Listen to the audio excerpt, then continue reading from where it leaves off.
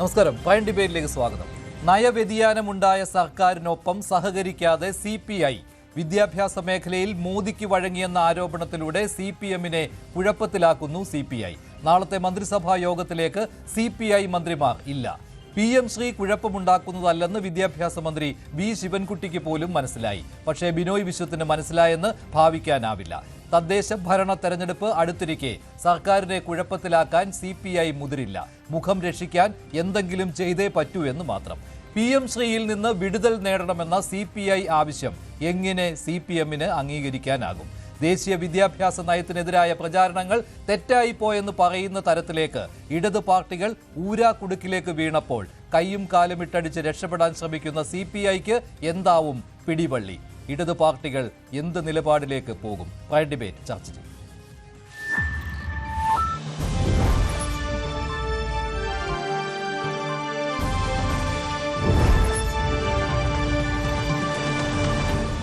Prime ഡിബേറ്റിൽ രാഷ്ട്രീയ നിരീക്ഷകരായ ഡോക്ടർ ജി ഗോപകുമാർ, ശ്രീ മോഹൻ വർഗീസ്, CPIയുടെ അധ്യാപക സംഘടനയായ AKSTUവിന് സംസ്ഥാന general secretary Shri OK Jayakrishnan, news 18 Keralam web editor Chandrakant Vishwanath എന്നിവർ ചേരുകയാണ്. ആദ്യം ശ്രീ OK ജയകൃഷ്ണൻ, ഇക്കാര്യത്തിൽ വിദ്യാഭ്യാസ മന്ത്രിക്ക് ഇപ്പോൾ സംശയമേ ഇല്ല. അദ്ദേഹം ഇന്ന് ദേശാഭിമാനിയിൽ വിസ്തരിച്ച് ലേഖനവും എഴുതി കഴിഞ്ഞു.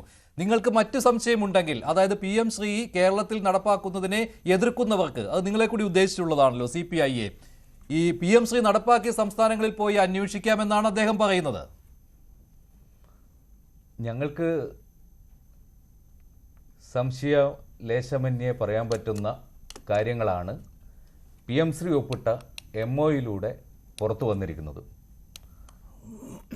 എവിടെയും ചർച്ച ചെയ്യാതെ ഒരു MOU ഒപ്പിട്ട് വന്നപ്പോൾ ആ MOയിൽ എവിടെയാണ് ഈ കേരളത്തിൽ ഈ സമീപകാലത്ത് അല്ലെങ്കിൽ 2 ദിവസമായി MOയിലെ വ്യവസ്ഥകൾ അങ്ങനെയാണ്, പഠിക്കാൻ ഇങ്ങനെ പോകാം, അടുത്ത സംസ്ഥാനം നോക്കാം എന്നൊക്കെ പറയുന്നത്? എന്തിനാണ് അടുത്ത സംസ്ഥാനത്തേക്കൊക്കെ പോകുന്നത്? കേരളം തന്നെ നോക്കാം. കേരളത്തിൽ സെൻട്രൽ സ്കൂളുകൾ PM ശ്രീ സ്കൂളുകളാണ്. അവിടെ നടപ്പാക്കുന്നത് എന്താണെന്ന് നോക്കിയാൽ മതിയല്ലോ. ശരിയാ, കേരളത്തിലെ പൊതുവിദ്യാലയങ്ങളിലേക്ക് ഇത് നടപ്പാക്കുമ്പോൾ ഇന്ന കാര്യങ്ങൾ വരില്ല എന്ന് പറയുന്നു. നമ്മൾ ഒപ്പിട്ട് കൊടുത്തിരിക്കുന്നത് നാഷണൽ എഡ്യൂക്കേഷൻ പോളിസി നടപ്പാക്കും എന്ന് പറഞ്ഞുകൊണ്ടാണ്. PM ശ്രീയിലാവട്ടെ, അതിൻ്റെ വ്യവസ്ഥകളിലാകട്ടെ, എല്ലാറ്റിലും നമ്മൾ ഒപ്പിട്ട് കൊടുത്തിരിക്കുന്നത്, നമ്മുടെ ഉദ്യോഗസ്ഥർ പോയി ഒപ്പിട്ടിരിക്കുന്നത് നമ്മൾ ദേശീയ വിദ്യാഭ്യാസ നയം നടപ്പാക്കും എന്നുള്ളതാണ്. അത് ഒപ്പിട്ട് കൊടുത്തിട്ട് പിന്നെ ഞങ്ങളിത് നടപ്പാക്കില്ല എന്ന് പറയുന്നത് അത് പൊതുവെ ആളുകൾക്ക് മനസ്സിലാകുന്ന ഒരു കാര്യമല്ല എന്നാണ് ഞങ്ങൾക്ക് പറയുവാനുള്ളത്. മറ്റൊന്ന്, എന്താണ് ഇനി ഇതിനകത്ത് നമ്മൾ പെട്ടുപോയി, അതുകൊണ്ട് ഇനി ഇതിൽ നിന്ന് കരകയറാൻ കഴിയില്ല, അതുകൊണ്ട് ന്യായീകരിച്ചു കൊണ്ടേയിരിക്കണം എന്നുള്ളതാണെങ്കിൽ ആ തരത്തിലായിക്കോട്ടെ. അങ്ങനെ വരുമ്പോൾ യഥാർത്ഥത്തിൽ കേരളത്തിലെ പൊതുസമൂഹത്തോടാണ് പറയേണ്ടത്. ഈ 2020 മുതൽ ഇതുവരെ നാം ഉയർത്തിപ്പിടിച്ച, ഇടതുപക്ഷം എന്ന നിലയിൽ നാം ഉയർത്തിപ്പിടിച്ച മുദ്രാവാക്യം, നാം ഈ സമൂഹത്തോട് പറഞ്ഞത്, അതിൽ വെള്ളം ചേർക്കാൻ ഇപ്പോൾ പറ്റുമോ ഇല്ലയോ, അതിനാണ് മുതിരുന്നെങ്കിൽ അത് തുറന്നു പറയുക, അത് മാത്രമാണ് ചെയ്യേണ്ടത് എന്നാണ്. പക്ഷെ അത് CPMനെ കൊണ്ട് സാധിക്കുമോ? ഇതുവരെ പറഞ്ഞതെല്ലാം തെറ്റാണെന്ന് പറയാൻ എങ്ങനെ കഴിയും? ഇവിടെ നിങ്ങൾ ചോദിച്ചത് CPI പ്രതിരോധത്തിലാണ്, പ്രതിസന്ധിയിലാണ് എന്നുള്ളത്. CPI ഒരു പ്രതിസന്ധിയിലുമല്ല. CPI അതിൻ്റെ രാഷ്ട്രീയ നിലപാട് എന്നും ഇന്നും ഒരേ തരത്തിൽ ഉയർത്തിപ്പിടിക്കുന്നു. അതുകൊണ്ട് പ്രതിസന്ധിയിലായവർ ആരെങ്കിലും ഉണ്ടെങ്കിൽ അവരാണ് അതിന് പരിഹാരം കാണേണ്ടത് എന്നുള്ളതാണ് അതിൽ നിന്നും വ്യക്തമാകുന്നത്. അത് ഏത് തരത്തിൽ സാധിക്കും എന്നുള്ളത് പരിശോധിക്കാം. അങ്ങനെയാണല്ലോ എന്തുകൊണ്ട് ചർച്ച ചെയ്ത് നടപ്പാക്കേണ്ട, 2 തവണ ക്യാബിനറ്റ് തള്ളിയ അല്ലെങ്കിൽ മാറ്റിവെച്ച ഒരു കാര്യം 3ാം തവണ ഒരു ജിയോ പോലും ഇല്ലാതെ, ഇന്നയാളെ ചുമതലപ്പെടുത്തുന്നു, ഇന്നയാൾ പോയി ഒപ്പിടും എന്നുള്ള ഒരു ജിയോ പോലും ഇല്ലാതെ പോയി ഒപ്പിട്ട് വന്നിട്ട് പിന്നെ അതിൽ പരിഹാരം തേടേണ്ടവർ തേടേണ്ടതുണ്ട്, പരിഹരിക്കപ്പെടേണ്ടതാണ് എന്ന് തന്നെയാണ് പറയാനുള്ളത്. ശരി, ഡോക്ടർ ജി ഗോപകുമാർ, ഈ വിഷയത്തിൽ PM ശ്രീ പദ്ധതി കേരളത്തിൽ നടപ്പിലാക്കും എന്നുള്ള തീരുമാനത്തിൽ ഇവിടെ CPM ആണോ ശരി, അതോ CPI ആണോ ശരി? ആര് വഴങ്ങേണ്ടി വരും? എന്തായാലും ഒരാളുടെ നിലപാടിനെ അംഗീകാരം കിട്ടുകയുള്ളൂവല്ലോ, മറ്റൊരാൾ അംഗീകരിക്കേണ്ടി വരും. അതല്ലെങ്കിൽ മറ്റു വഴികൾ തേടേണ്ടി വരും. അങ്ങനെയൊന്നും സംഭവമേ ഇപ്പോൾ നമ്മൾ ആരും പ്രതീക്ഷിക്കുന്നില്ല. CPI മുന്നണി വിട്ട് പുറത്തു വരുന്നു എന്നുള്ളതൊക്കെ. അപ്പോൾ ആരുടെ ഭാഗമാണ് ഇപ്പോൾ ശരി? ആർക്കായിരിക്കും ഇവിടെ വിജയം? ഒരാൾക്ക് വിജയം കിട്ടിയേ തീരുവള്ളല്ലോ.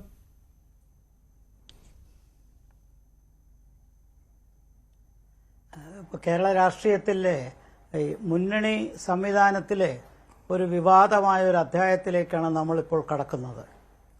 പൊതുവിൽ ഈ കോർഡിനേഷൻ കമ്മിറ്റിയും ഏകോപന സമിതികളൊക്കെ ഉള്ള ഒരു സാഹചര്യത്തിൽ പല നയങ്ങളും അവിടെ ചർച്ച ചെയ്തതിന് ശേഷമാണ് ക്യാബിനറ്റിൽ വരുന്നത്. അഥവാ ക്യാബിനറ്റിൽ വന്നാൽ പോലും ഏകോപന സമിതിക്കാരൊക്കെ അറിയും. അതുകൊണ്ട് സുതാര്യമായിട്ട് തന്നെയാണ് ഇതുവരെയൊക്കെ കാര്യങ്ങളൊക്കെ ചെയ്തത്. അങ്ങനെ ചെയ്യുന്ന സാഹചര്യം ഉള്ളപ്പോൾ പോലും ഇന്നത്തെ ഈ ആഗോള സമ്പദ് വ്യവസ്ഥയിൽ ശക്തമായ ഒരു ധ്രുവീകരണം സാമ്പത്തിക നയങ്ങൾക്ക് പഴയതുപോലെ ഇടതുപക്ഷത്തിന് എടുക്കാൻ പറ്റില്ല എന്ന് നമുക്ക് വളരെ വളരെ വ്യക്തമായിട്ടറിയാം. പക്ഷേ ഇവിടെ വന്നിരിക്കുന്ന ഒരു വിഷയം, ഇപ്പോൾ ഞാൻ PMCയിലെ കാര്യങ്ങളിലേക്ക് ഇപ്പോൾ കടക്കുന്നില്ല, ചോദ്യം അതല്ലാത്തത് കൊണ്ട്. ഇവിടെ വന്നിരിക്കുന്ന ഒരു പ്രശ്നം, ക്യാബിനറ്റിൽ ചർച്ച ചെയ്യാത്ത അതല്ലെങ്കിൽ മുമ്പ് തള്ളിക്കളഞ്ഞ ഒരു നയം ആരും അറിയിക്കാതെ ഇത് പോയി ഒപ്പിട്ടു എന്നുള്ളതാണ്. യാദൃച്ഛ്യമാണെങ്കിൽ പോലും നമ്മൾ ഓർക്കേണ്ട ഒരു കാര്യമുണ്ട്. കഴിഞ്ഞ വർഷം മാർച്ച് 30 എഡ്യൂക്കേഷന്റെ സെക്രട്ടറിയായ റാണി ജോർജ് അവരുടെ ഒരു ഉത്തരവ്, അതിന്റെ ഒരു കോപ്പി എന്റെ കൈവശമുണ്ട്, ഒരുപക്ഷെ മഞ്ജുഷന്റെ കയ്യിലും കാണും. അതിൽ വ്യക്തമായിട്ട് പറയുന്നത്, ഡൽഹിയിലേക്ക് കത്തെഴുതിയിരിക്കുന്നത്, ഞങ്ങൾ ഇത് നടപ്പിലാക്കാൻ തയ്യാറാണ്, ഈ അക്കാഡമിക് ഇയറിൽ തന്നെ ഞങ്ങൾ നടപ്പിലാക്കും, അതിനുവേണ്ടി ഒരു ഉന്നത സമിതി ഞങ്ങൾ ഇവിടെ ഉണ്ടാക്കിക്കഴിഞ്ഞു, ആ ഉന്നത സമിതിയുടെ രൂപീകരണം കഴിഞ്ഞ് കൂടുതൽ ചർച്ചകൾ വരുമ്പോൾ അത് നടപ്പിലാക്കുന്നതുമായി ബന്ധപ്പെട്ട സംശയങ്ങൾ എന്തെങ്കിലും ഉണ്ടെങ്കിൽ ചോദിച്ചു കൊള്ളാം. ഇപ്പോൾ ഞങ്ങൾക്ക് ആദ്യ വർഷത്തെ വിഹിതമായ 37.5% ബഡ്ജറ്റ് ഇങ്ങ് തന്നാട്ടെ. ഇതാണ് ആ എഴുത്തിന്റെ സാരം.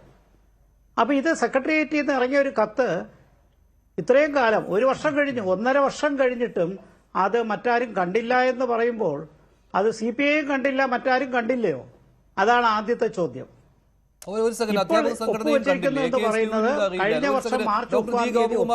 CPIയുടെ അധ്യാപക സംഘടനയുടെ സംസ്ഥാന ജനറൽ സെക്രട്ടറിയാണ് നമ്മളോടൊപ്പം ഉള്ളത്, ശ്രീ OK ജയകൃഷ്ണൻ. അദ്ദേഹത്തോട് ഞാൻ ചോദിക്കാം. ഇതിന്റെ തുടക്കം സമഗ്ര ശിക്ഷയുടെ ഫണ്ട് തടഞ്ഞു വെച്ചുകൊണ്ടാണ് PMCയിൽ ഒപ്പുവെക്കാൻ നിർബന്ധിക്കപ്പെട്ടത്. സമഗ്ര ശിക്ഷയിൽ ഇത് ചർച്ചയായി വന്നപ്പോൾ അന്ന് ഞങ്ങൾ എതിർപ്പ് ഉന്നയിച്ചതാണ്. PMC വെച്ചുകൊണ്ട് സമഗ്ര ശിക്ഷയുടെ ഫണ്ട് വാങ്ങിച്ചെടുക്കരുത്, മറ്റ് രാഷ്ട്രീയ വഴികൾ തേടണം. സമഗ്ര ശിക്ഷയ്ക്ക് ലഭിക്കുവാനുള്ള ന്യായമായ തുക, ഏറ്റവും ന്യായമായി കേരളത്തിലെ പൊതുവിദ്യാലയങ്ങളുടെ കുട്ടികൾക്ക് വേണ്ടി വിനിയോഗിക്കേണ്ട തുക, അത് തടഞ്ഞു വെച്ചതാണ് പ്രശ്നം. അത് തടഞ്ഞു വെച്ചത് PMC ഒപ്പിട്ടാൽ മാത്രമേ അത് തരൂ എന്ന് പറഞ്ഞപ്പോൾ, ഈ സാർ പറഞ്ഞ 1.5 വർഷം മുമ്പല്ല, അതിനു മുമ്പേ തന്നെ 2023 ഇത് തടഞ്ഞു വെക്കുന്നത്. അതിനുശേഷം റാണി ജോർജ് ഒരു അണ്ടർടേക്കിംഗ് നോട്ടീസാണ് കൊടുത്തത്. ആ അണ്ടർടേക്കിംഗ് അനുസരിച്ച് ഞങ്ങൾ പൊതുവിദ്യാഭ്യാസ സെക്രട്ടറിയുടെ നേതൃത്വത്തിൽ ഒരു സമിതി ഉണ്ടാക്കി ഇത് പരിശോധിച്ച് അറിയിക്കാം എന്നാണ് പറഞ്ഞത്. PMCയിൽ ഇപ്പോൾ തന്നെ വന്ന് ഒപ്പിടാം എന്നുള്ളതല്ല. അതിനെ തുടർന്നാണ് മന്ത്രിസഭയിലേക്ക് ഈ വിഷയം എത്തുന്നത്. അവിടെയാണ് 2 or 3 തവണ മന്ത്രിസഭ ചർച്ച ചെയ്തു മാറ്റിവെച്ച ഒരു വിഷയമാണിത്. അതാണ് കഴിഞ്ഞ മന്ത്രിസഭാ യോഗത്തിൽ ഒരു മന്ത്രി നിന്ന് ചോദിക്കുമ്പോൾ അതിന് മറുപടി പോലും കൊടുക്കാതെ തൊട്ടടുത്ത് പോയി അതിൽ ഒപ്പുവെക്കുന്നത്. അതിനെയാണ്, ആ രീതി ചോദ്യം ചെയ്യേണ്ടതല്ലേ? അങ്ങനെയുണ്ടോ നമ്മുടെ കേരളത്തിൽ? ഇങ്ങനെയാണോ ജനാധിപത്യത്തിൽ ഇത്തരം സംവിധാനങ്ങൾ? ഡോക്ടർ ജി ഗോപകുമാർ ചർച്ച ചെയ്യാൻ പോലും മടിക്കുകയായിരുന്നുവല്ലോ അവിടെ. അതായത് ഘടകകക്ഷിയെ വിശ്വാസത്തിൽ എടുക്കാതെ, അല്ലെങ്കിൽ ഘടകകക്ഷിയിൽ നിന്ന് എതിർപ്പുണ്ടാവുമെന്ന് അറിയാം, അതുകൊണ്ട് അങ്ങനെ ഒരു മന്ത്രിസഭാ യോഗത്തിൽ ആ വിഷയം ചർച്ച ചെയ്യുക പോലും ഉണ്ടായില്ല.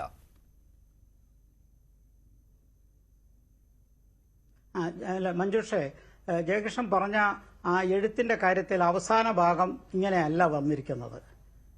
ഞങ്ങൾക്ക് ആദ്യത്തെ വിഹിതമായ 37% ഇങ്ങോട്ട് തരണം എന്നാണ് പറഞ്ഞിരിക്കുന്നത്.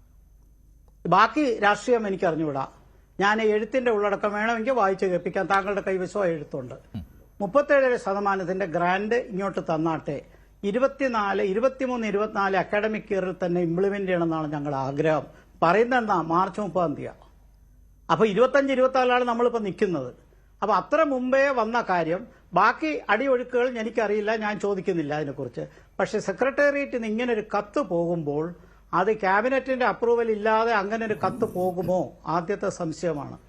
എന്നിട്ട് ഇത്രയും കാലം അതിനെക്കുറിച്ച് ഒരു വിവാദമുണ്ടാകാതിരുന്ന എന്തുകൊണ്ട്? അതാണ് രണ്ടാമത്തെ ചോദ്യം. തീർച്ചയായിട്ടും ഇത് ക്യാബിനറ്റിൽ വയ്ക്കാതെ പോയി ചെന്ന് ഒപ്പിട്ടതിന് ഈ പറയുന്ന മാർച്ച് 30, 2024 എഴുത്തിലെ കമ്മിറ്റ്മെന്റ് ഒരു ഘടകമാണെങ്കിൽ പോലും ക്യാബിനറ്റിൽ വച്ച് തന്നെ പോകണമായിരുന്നു. അതിനോട് ഞാൻ പൂർണ്ണമായി യോജിക്കുന്നു. ഒരു മുന്നണി മര്യാദയ്ക്ക് അത് തീർച്ചയായിട്ടും ക്യാബിനറ്റ് അല്ലെങ്കിൽ ഏകോപന സമിതിയിൽ വെച്ച് അംഗീകാരം കിട്ടിയിട്ടേ മുന്നോട്ട് പോകാം. അത് മുന്നണി രാഷ്ട്രീയത്തിന്റെ ഒരു അടിസ്ഥാന തത്വമാണ്, അതിന് തർക്കമൊന്നുമില്ല. പക്ഷെ ഇത്തരം ഒരു ബ്യൂറോക്രാറ്റ് ഒപ്പിടുമ്പോൾ അത് കഴിഞ്ഞ മാർച്ച് 30, 2024 അതിനകത്ത് വ്യക്തമായിട്ട് കാണിക്കുന്നുണ്ട്. ആ ഡിഒ ലെറ്റർ ഡൽഹിക്ക് അയച്ചു കഴിഞ്ഞപ്പോൾ അവിടുത്തെ ഹയർ എഡ്യൂക്കേഷൻ സെക്രട്ടറി അപ്പോഴായിരിക്കാം ഈ ബാക്കി പറഞ്ഞ കാര്യങ്ങളൊക്കെ അത് നമുക്ക് ഊഹിക്കാനേ കഴിയുള്ളൂ. പക്ഷെ എന്തായാലും ഗവൺമെന്റിന്റെ കമ്മിറ്റ്മെന്റ് ആ എഴുത്തിൽ മോർ ദാൻ സഫീഷ്യന്റ് ആണ്. ഞങ്ങൾക്ക് 37% ഗ്രാന്റ് തരണമെന്നാണ് അവസാനത്തെ വാക്ക്.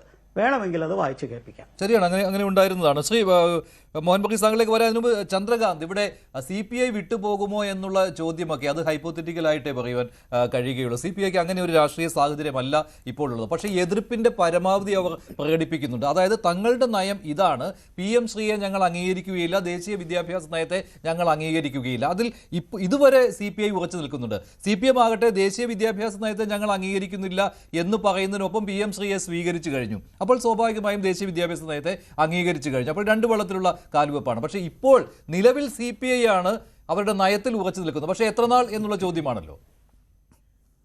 മഞ്ജുഷ, നമ്മളിന്ന് സംസാരിക്കുന്ന ഒരു വളരെ രസകരമായ ഒരു ചരിത്രമുണ്ട്. 1978 ഒക്ടോബർ 29 കേരളത്തിലെ അവസാനത്തെ CPI മുഖ്യമന്ത്രി സത്യപ്രതിജ്ഞ ചെയ്തത് PK വാസുദേവൻ. ഏതാണ്ട് ഒരു വർഷം തികച്ചില്ല, ഏതാണ്ട് ഒരു 20 ദിവസം പിറകിലാണ് അദ്ദേഹത്തിൻ്റെ കാലാവധി അവസാനിക്കേണ്ടി വന്നത്. അപ്പോൾ അന്നത്തെ ഒരു സാഹചര്യമൊക്കെ പല CPI അണികളും അല്ലെങ്കിൽ കുറച്ച് ചെറിയ നേതാക്കളും ഒക്കെ പറയുന്നുണ്ട്. ഞങ്ങൾ നേരത്തെ ഇതൊക്കെ ചെയ്തിരുന്നു, 69 അച്യുതമേനോൻ വന്ന് ചെയ്തിരുന്നു എന്നൊക്കെ പറയുന്ന ആ ഒരു സ്ട്രെങ്തിലാണ് ഈ പറയുന്ന പ്രത്യയശാസ്ത്രപരമായ ഒരു ഇപ്പം മഞ്ജുഷ പറഞ്ഞ പോലെ തന്നെ വളരെ കൃത്യമായിട്ട് ഉറച്ചു നിൽക്കാൻ സാധിക്കുന്നത്. പക്ഷേ അവിടെ നിന്നും നമ്മുടെ കാലം ഒത്തിരി പോയി.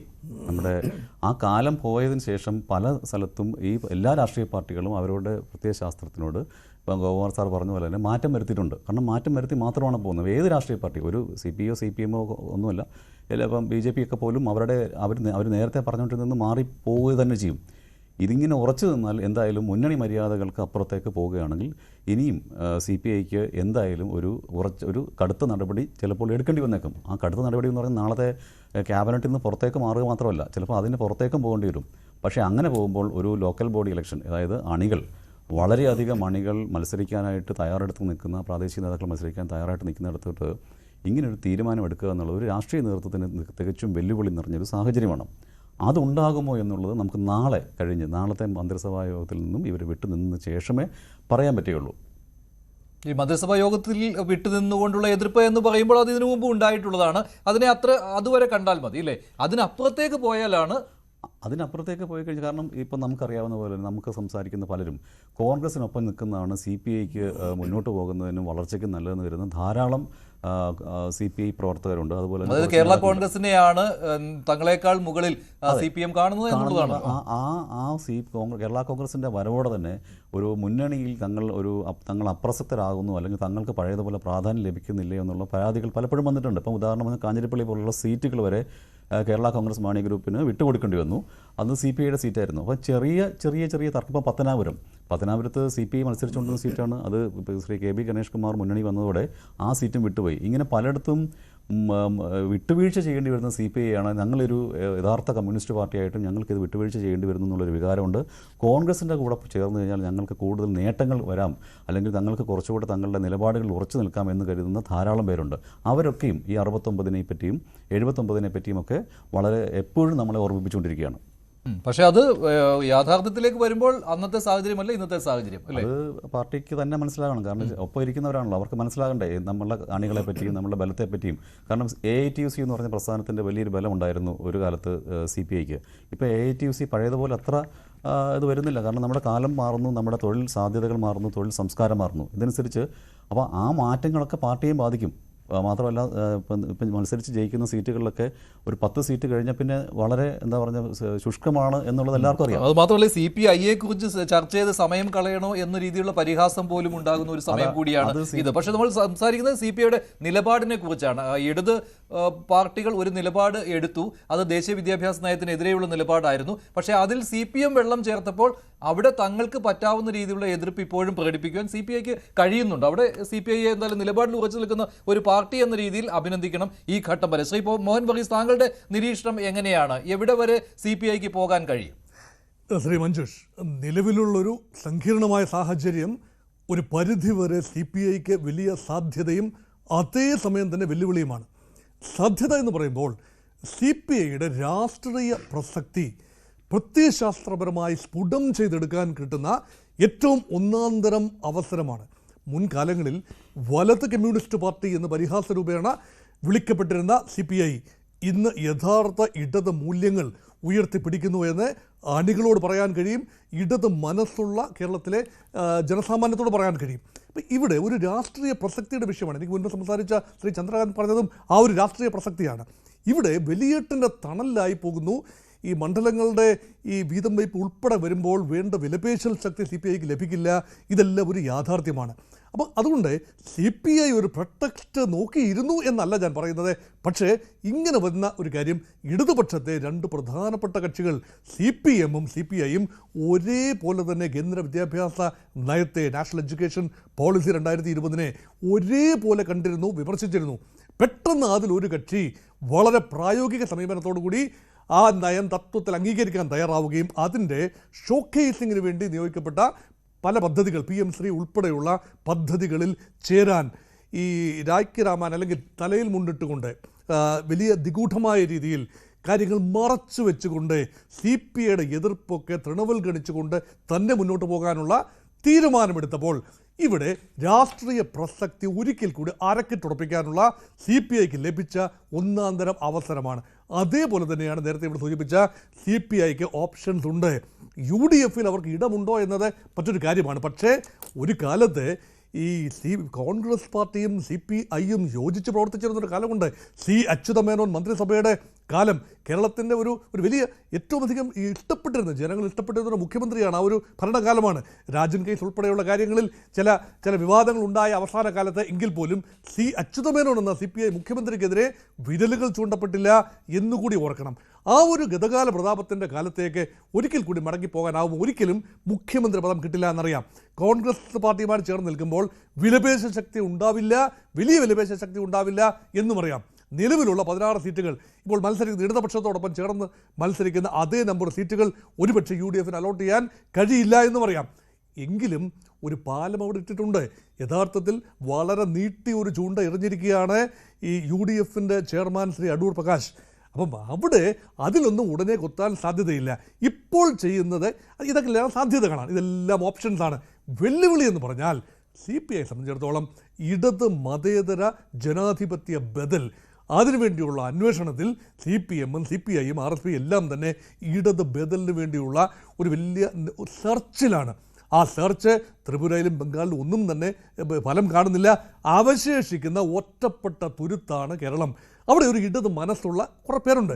അവിടെ ഇടതുപക്ഷത്തെ തന്നെ കക്ഷികൾ നാലായി ചിതറിപ്പോകുമ്പോൾ എത്രത്തോളം ഇടത് വോട്ടുകൾ CPIക്ക് സമാഹരിച്ചുകൊണ്ട് മറുപക്ഷത്തേക്ക് പോകാനാകും എന്നത് വെല്ലുവിളി തന്നെയാണ്. അതുമാത്രമല്ല CPI ഈ പാലം വലിച്ചു എന്ന ഒരു പ്രചരണം ഒരുപക്ഷെ CPMൻ്റെ ഭാഗത്തുനിന്നുണ്ടായേക്കാം. ഇതെല്ലാം തന്നെ വലിയ വെല്ലുവിളിയാണ്. അതുകൊണ്ട് CPMനെ പിണക്കിക്കൊണ്ട് പൂർണ്ണമായും മന്ത്രിസഭയിൽ നിന്ന് ഒരു ദിവസം മാറി നിൽക്കുന്നത് വലിയ കാര്യമൊന്നുമല്ല. പക്ഷേ മന്ത്രിസഭയിൽ നിന്നും ആത്യന്തികമായി മന്ത്രിമാർ 4 CPI മന്ത്രിമാർ രാജിവെച്ച് പുറത്തു പോവുകയും ഇനി വേണ്ടെങ്കിൽ ഇടതുപക്ഷ മുന്നണിയിൽ നിന്ന് തന്നെ പുറത്തു പോവുകയും ചെയ്യുന്ന സങ്കീർണമായ അവിടെ വരെ എത്തുമോ എന്നുള്ളതാണ്. ഇപ്പോൾ രാജിവെച്ചാൽ പോലും അതും ഇടതുമുന്നണിയിൽ തന്നെ തുടർന്നുകൊണ്ടായിരിക്കുമല്ലോ. പക്ഷേ അതിനും അപ്പുറത്തേക്കൊക്കെ പോകാൻ പറ്റുമെന്ന് നമുക്കിപ്പോൾ ചിന്തിക്കാൻ പോലും കഴിയുകയില്ല. ശ്രീ OK ജയകൃഷ്ണൻ, മറ്റൊരു കാര്യമെന്ന് പറയുന്നത് വിദ്യാഭ്യാസ മന്ത്രി B ശിവൻകുട്ടിക്ക് പോലും മനസ്സിലായി, പക്ഷേ ബിനോയ് വിശ്വത്തിന് മനസ്സിലാകുന്നില്ല എന്ന രീതിയിലുള്ള പരിഹാസങ്ങൾ ഇപ്പോൾ വരുന്നുണ്ട്. CPM ഇപ്പോൾ CPM ഹാൻഡിലുകളിൽ നിന്ന് അത് വരില്ല, കാരണം വിദ്യാഭ്യാസ മന്ത്രിയെ കൂടി കളിയാക്കുന്ന രീതിയിലാണ് അത് വരുന്നത്. പൊതുവായിട്ട് അത്തരത്തിലുള്ള പരിഹാസങ്ങൾ കേൾക്കുന്നുണ്ട്. അപ്പോൾ ഇതിൽ വിദ്യാഭ്യാസ മന്ത്രി ഇന്ന് പറയുന്ന ഒരു കാര്യമുണ്ട്. ഇപ്പോൾ 68-ലും 86-ലും ദേശീയ വിദ്യാഭ്യാസ നയം വന്നപ്പോൾ അത് ഭരണഘടനാ മൂല്യങ്ങൾ ഉയർത്തിപ്പിടിക്കുന്ന ഒന്നാണ് എന്നാണ് വിദ്യാഭ്യാസ മന്ത്രിയുടെ ലേഖനത്തിൽ പറയുന്നത്. പക്ഷേ ഇപ്പോഴത്തെ 2020-ലെ അങ്ങനെയല്ല.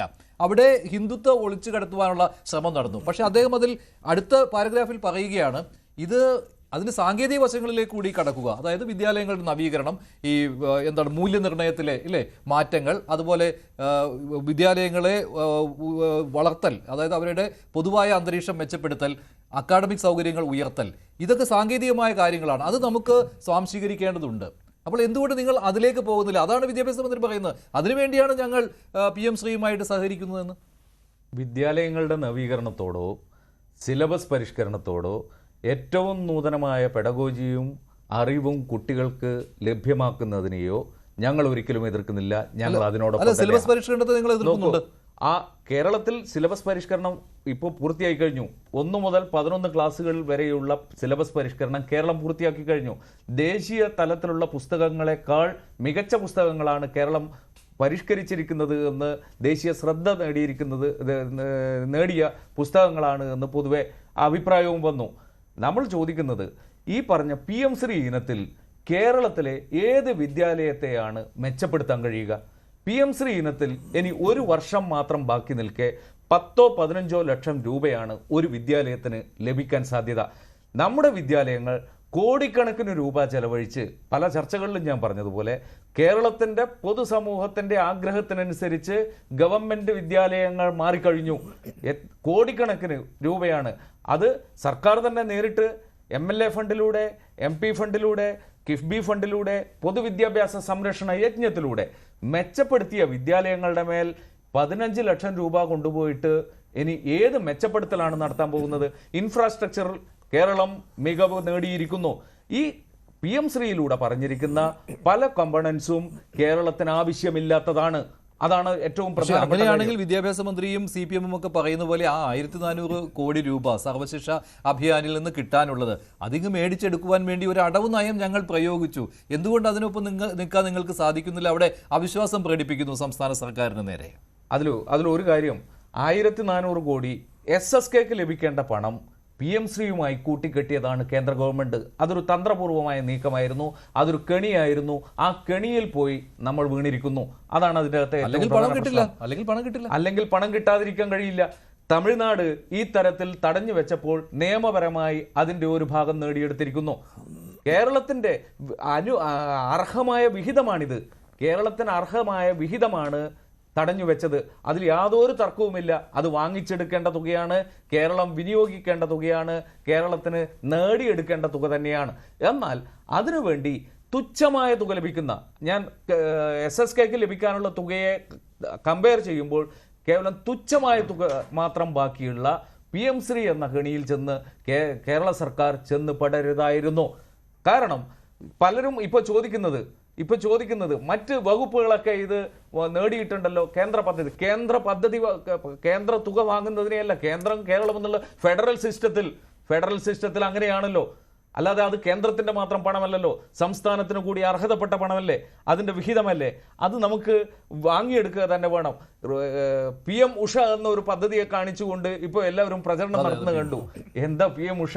റൂസ എന്ന് പറയുന്ന ഉന്നത വിദ്യാഭ്യാസ രംഗത്ത് 2013 ആരംഭിച്ച പദ്ധതിയാണ്, റൂസ പദ്ധതിയാണ്. അതിൻ്റെ പേരാണ് PM ഉഷ എന്ന് മാറ്റിയിട്ടുള്ളത്. നോക്കൂ, അവിടെ ഒരു നിബന്ധനയുമില്ല. അവിടെ പാഠ്യപദ്ധതി മാറ്റണമെന്ന് പറയുന്നില്ല. അവിടെ ഇന്ന കരിക്കുലം ഭാവിയിൽ ഇംപ്ലിമെന്റ് ചെയ്തേക്കാമെന്ന് പറയുന്നില്ല. അതിൽ നിയന്ത്രണം ചോദിക്കുന്നില്ല. PM ഉഷ സ്ട്രക്ചറൽ പുതിയ ഘടനാപരമായ മാറ്റങ്ങൾ, എവിടെ 4 വർഷത്തെ കോഴ്സുകൾ നടപ്പാക്കുമ്പോൾ അതിന് വേണ്ട സ്ട്രക്ചറൽ ചേഞ്ചസ് എന്താണോ അതിനെ സഹായിക്കാൻ വേണ്ടിയിട്ടാണ് PM ഉഷ പദ്ധതി സർവകലാശാലകൾക്ക് അനുവദിച്ചിരിക്കുന്നത്. അവിടെ ഈ PM ശ്രീക്ക് പറഞ്ഞതുപോലെ NEP നടപ്പാക്കണം എന്ന നിബന്ധന എവിടെയുമില്ല. പലരും പറയുന്നു കാർഷിക സർവകലാശാലയിൽ NEP നടപ്പാക്കണം എന്ന തരത്തിൽ പറഞ്ഞിട്ടുണ്ടോ? മറ്റേതെങ്കിലും നാഷണൽ ഹൈവേ പൊതുവായ ചില നിബന്ധനകൾ ഉണ്ടാകും എന്നല്ലാതെ നമ്മുടെ പൊതുവായ ഫെഡറൽ തത്വത്തിനും കേരളം മുമ്പോട്ട് വെക്കുന്ന നയങ്ങൾക്കും പൊതുസമൂഹത്തിന്റെ ആഗ്രഹത്തിനും പിന്നെ വിരുദ്ധമായിട്ടുള്ള ഇതുവരെ നടത്തിയിരുന്ന ഒരു പ്രചാരണമുണ്ട് 2020 മുതൽ. പിന്നെ 2023 PM ശ്രീ വന്നതിന് ശേഷം കൂടുതൽ ഉച്ചത്തിൽ പറഞ്ഞ ഒരു കാര്യമുണ്ട്, ഈ കരിക്കുലം മാറ്റേണ്ടി വരുമെന്ന്. കേന്ദ്രം പറയുന്നതനുസരിച്ച് അല്ലെങ്കിൽ NCERT സിലബസ് അനുസരിച്ച് ചിലപ്പോൾ ചരിത്ര താളുകളിൽ നിന്ന് യഥാർത്ഥ ചരിത്രം വെട്ടിമാറ്റപ്പെടേണ്ടി വരും, അത് കുട്ടികളെ പഠിപ്പിക്കേണ്ടി വരും. അതായത് ഹിന്ദുത്വയുടെ കടന്നുകയറ്റം അവിടെ ഉണ്ടാകുമെന്നാണല്ലോ. അപ്പോൾ ഇതുവരെ പറഞ്ഞതെല്ലാം തെറ്റാണ്, അതാണല്ലോ വിദ്യാഭ്യാസ മന്ത്രി പറയുന്നത്. അങ്ങനെ ഒരു പ്രചാരണം നടത്തിയിട്ടുണ്ട്. പക്ഷേ ഇപ്പോൾ അദ്ദേഹം തന്നെ അതിനെ തള്ളിപ്പറയുകയാണ്. CPM തള്ളിപ്പറയുന്ന ഒരു രീതിയിലേക്കായി മാറിയിട്ടില്ലേ? കേന്ദ്ര കരിക്കുലം നടപ്പിലാക്കണം എന്നുള്ള നിർബന്ധം ഇല്ല എന്നാണ് വി ശിവൻകുട്ടി ഇന്നത്തെ ലേഖനത്തിലും പറയുന്നത്. സംസ്ഥാനത്തിന് തീരുമാനിക്കാമെന്നാണ് വേണമെങ്കിൽ. PM ശ്രീ സ്കൂളുകളിൽ അതിന്റെ MOUയിൽ ഒപ്പുവെച്ചിരിക്കുന്നത് തന്നെ വേണമെങ്കിൽ അതിനകത്ത് കേന്ദ്ര ഗവൺമെന്റിന് ഇടപെടാൻ കഴിയും. ഭാഗത്തിട്ട് സ്റ്റേറ്റ് ആണെങ്കിലും നിൽക്കൂ, ഇത് തന്നെ NEP ദേശീയ വിദ്യാഭ്യാസ നയം പറയുമ്പോൾ കൺകറന്റ് ലിസ്റ്റിൽപ്പെട്ട സംസ്ഥാനങ്ങൾക്ക് അവരുടെ ലോക്കൽ ടെസ്റ്റ് ആ പാഠ്യപദ്ധതി വളർത്തിക്കൊണ്ടുവരാനുള്ള അവകാശമുണ്ട് എന്ന് പറഞ്ഞു. അതിനനുസരിച്ചാണ് നമ്മളിവിടെ പാഠ്യപദ്ധതി കൊണ്ടുവന്നത്. ആ പാഠ്യപദ്ധതിക്കകത്ത് ദേശീയ പാഠ്യപദ്ധതി നോക്കൂ, 12ാം ക്ലാസ്സിലെ പൊളിറ്റിക്കൽ സയൻസ്, ഹിസ്റ്ററി പാഠഭാഗങ്ങളിൽ കേന്ദ്ര ഗവൺമെന്റ് ബോധപൂർവം മധ്യകാല ഇന്ത്യയെ ഒഴിവാക്കിയപ്പോൾ, ദാരിദ്ര്യമെന്ന ഒരു ടേം ഒഴിവാക്കിയപ്പോൾ, കലാപങ്ങൾ എടുത്തു കളഞ്ഞപ്പോൾ, കുട്ടികൾ മനസ്സിലാക്കേണ്ട പൊളിറ്റിക്കൽ സയൻസിൽ കുട്ടികൾ ചർച്ച ചെയ്യേണ്ട വിഷയങ്ങൾ എടുത്തു കളഞ്ഞപ്പോൾ അതിന് സമാന്തര പുസ്തകം ഉണ്ടാക്കിയവരാണ് നമ്മൾ. ഇനി പറയട്ടെ, ഈ കരാർ ഒപ്പിട്ട് ഇപ്പോ 2024 റാണി ജോർജ് IAS ഒപ്പിട്ട കരാർ പറഞ്ഞു, ആ ഇനത്തിൽ എത്ര രൂപയാണ് കേരളത്തിന് ലഭിച്ചത്? 1 രൂപ പോലും കേരളത്തിന് ലഭിച്ചോ? അല്ല, ഞാൻ പറഞ്ഞ ഈ പാഠ്യപദ്ധതിയുടെ കാര്യത്തിൽ കേന്ദ്ര കരിക്കുലം നടപ്പിലാക്കി, താങ്കൾ പറഞ്ഞതുപോലെ ഈ ചരിത്ര താളുകളിൽ നിന്ന് കേന്ദ്രം പറയുന്ന കാര്യങ്ങൾ, കേന്ദ്രം വെട്ടിമാറ്റുന്ന കാര്യങ്ങൾ കൂടി ഉൾപ്പെടുത്തിക്കൊണ്ട് നിങ്ങൾ പഠിപ്പിച്ചു, ഇവിടെ സംസ്ഥാനത്ത് പഠിപ്പിച്ചു. അതിന് സാധ്യമല്ല എന്നാണോ? അതാണല്ലോ ഏറ്റവും വലിയ പ്രചാരണം. ഇതുവരെ CPM അതേ പ്രചാരണം നടത്തിക്കൊണ്ടിരുന്നതാണ്. ഇപ്പോൾ CPM അതിൽ നിന്ന് പിന്മാറി, സർക്കാർ പിന്മാറി എന്ന് പറയാം. CPM ഗോവിന്ദമാഷ് ഇപ്പോഴും പറയുന്നത് CPM നിലപാടിൽ നിന്ന് മാറിയിട്ടില്ല, പക്ഷേ CPM-ന്റെ നയമല്ല, ഇടത് നയമല്ല ഇപ്പോഴത്തെ സർക്കാർ നടപ്പിലാക്കുന്നു, അങ്ങനെ വാശി പിടിക്കേണ്ടതില്ല എന്ന് പറഞ്ഞ് ഗോവിന്ദമാഷ് ഒഴിയുകയാണ്. നിങ്ങളിപ്പോഴും പറയുന്നത് കേന്ദ്ര കരിക്കുലം പഠിപ്പിക്കേണ്ടി വരും, അത് പ്രധാനമായും ചരിത്ര താളുകളിലായിരിക്കും എന്നുള്ളതാണ് അല്ലേ? നോക്കൂ, നമ്മൾ ഈ ഒപ്പുവെച്ചിരിക്കുന്നത് NEP നടപ്പാക്കാൻ തയ്യാറാണ് എന്ന് പറഞ്ഞുകൊണ്ടാണ്. അത് 1 വർഷത്തേക്ക് മാത്രമല്ലല്ലോ NEP. ഏത് കാലത്തും വരുന്ന ഗവൺമെന്റുകൾ ഇതിനകത്ത് ഈ കരിക്കുലത്തിലും കാര്യങ്ങളിലും ഒക്കെ വയലേഷൻ നടത്താൻ. ഡോക്ടർ ജി ഗോപകുമാർ, ഏറ്റവും വലിയ പ്രചാരണം ഇതായിരുന്നു. നാഷണൽ എഡ്യൂക്കേഷൻ പോളിസിയും PM ശ്രീയും ഒക്കെ നടപ്പാക്കുമ്പോൾ കേന്ദ്രത്തിന് ചരിത്രം അവരുടേതായ രീതിയിൽ, അതായത് സംഘപരിവാറിന് ആവശ്യമുള്ള രീതിയിൽ വളച്ചൊടിക്കാൻ കഴിയും. അങ്ങനെ കാവ്യവൽക്കരണം, ഹിന്ദുത്വ ഇതൊക്കെ നടപ്പിലാക്കുന്ന രീതിയിലെ കാര്യങ്ങൾ പോകുമെന്നാണ്. ഇപ്പോൾ എന്തായാലും സർക്കാർ NEP നടപ്പാക്കുമ്പോൾ, PM ശ്രീ നടപ്പാക്കുമ്പോൾ സർക്കാർ പിന്മാറിയതിൽ നിന്ന് നമുക്ക് മനസ്സിലാക്കാൻ കഴിയും CPA 1 ഇഞ്ച് പോലും പിന്മാറിയിട്ടില്ല. ഈ സർക്കാർ ഇങ്ങനെ പറയുമ്പോൾ ഇതുവരെ പറഞ്ഞ തെറ്റായ കാര്യങ്ങളായിരുന്നു പ്രചാരണം നടത്തിക്കൊണ്ടിരുന്നത് എന്നും സമ്മതിക്കേണ്ടി വരില്ലേ? താങ്കൾ ഇതിനെ ഏത് രീതിയിലാണ് കാണുന്നത്? ഇങ്ങനെ കേന്ദ്ര കരിക്കുലം അതേ രീതിയിൽ പഠിപ്പിക്കേണ്ടി വരുമോ കേരളത്തിൽ?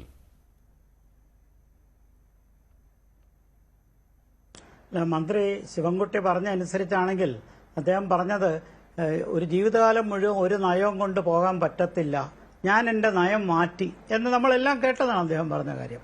അപ്പോൾ നയവ്യത്യാസം ഇതിനകത്തുണ്ട് എന്നുള്ളതിന് തർക്കമില്ല. കാരണം നാഷണൽ എഡ്യൂക്കേഷൻ പോളിസിയെ ഇടതുപക്ഷം തുടക്കകാലം തൊട്ട് തന്നെ ശക്തിയായി അതിനെ എതിർക്കുകയും വിമർശിക്കുകയും ചെയ്തു. പക്ഷെ ആ എതിർപ്പ് കൂടുതലും ഈ നറേറ്റീവിലായിരുന്നു, പ്രയോഗത്തിലല്ല എന്ന് സംശയിക്കണം. കാരണം ശ്യാം ബി മേനോൻ എന്ന് പറയുന്ന ഒരു മുൻ വൈസ് ചാൻസലറെ ഉൾപ്പെടുത്തി ഒരു ചെയർമാനാക്കി ഒരു കമ്മിറ്റി വെച്ചിട്ട് ഈ 4 വർഷത്തെ degree course, 4 year degree program, undergraduate program തുടങ്ങിയത് NEP-യുടെ തനി പകർപ്പാണ്. അത് NEP-യുടെ പല അംശങ്ങളും ഇവിടെ വന്നിട്ടുണ്ട് ഓൾറെഡി. അപ്പോൾ ഒരു വശത്ത് ഇതിനെ എതിർക്കുകയും മറുവശത്ത് കാവ്യവൽക്കരണമാണ് എന്ന് പറയുന്നതിനകത്തും എത്ര സാങ്കത്യമുണ്ടെന്ന് എനിക്ക് അറിഞ്ഞുകൂടാ.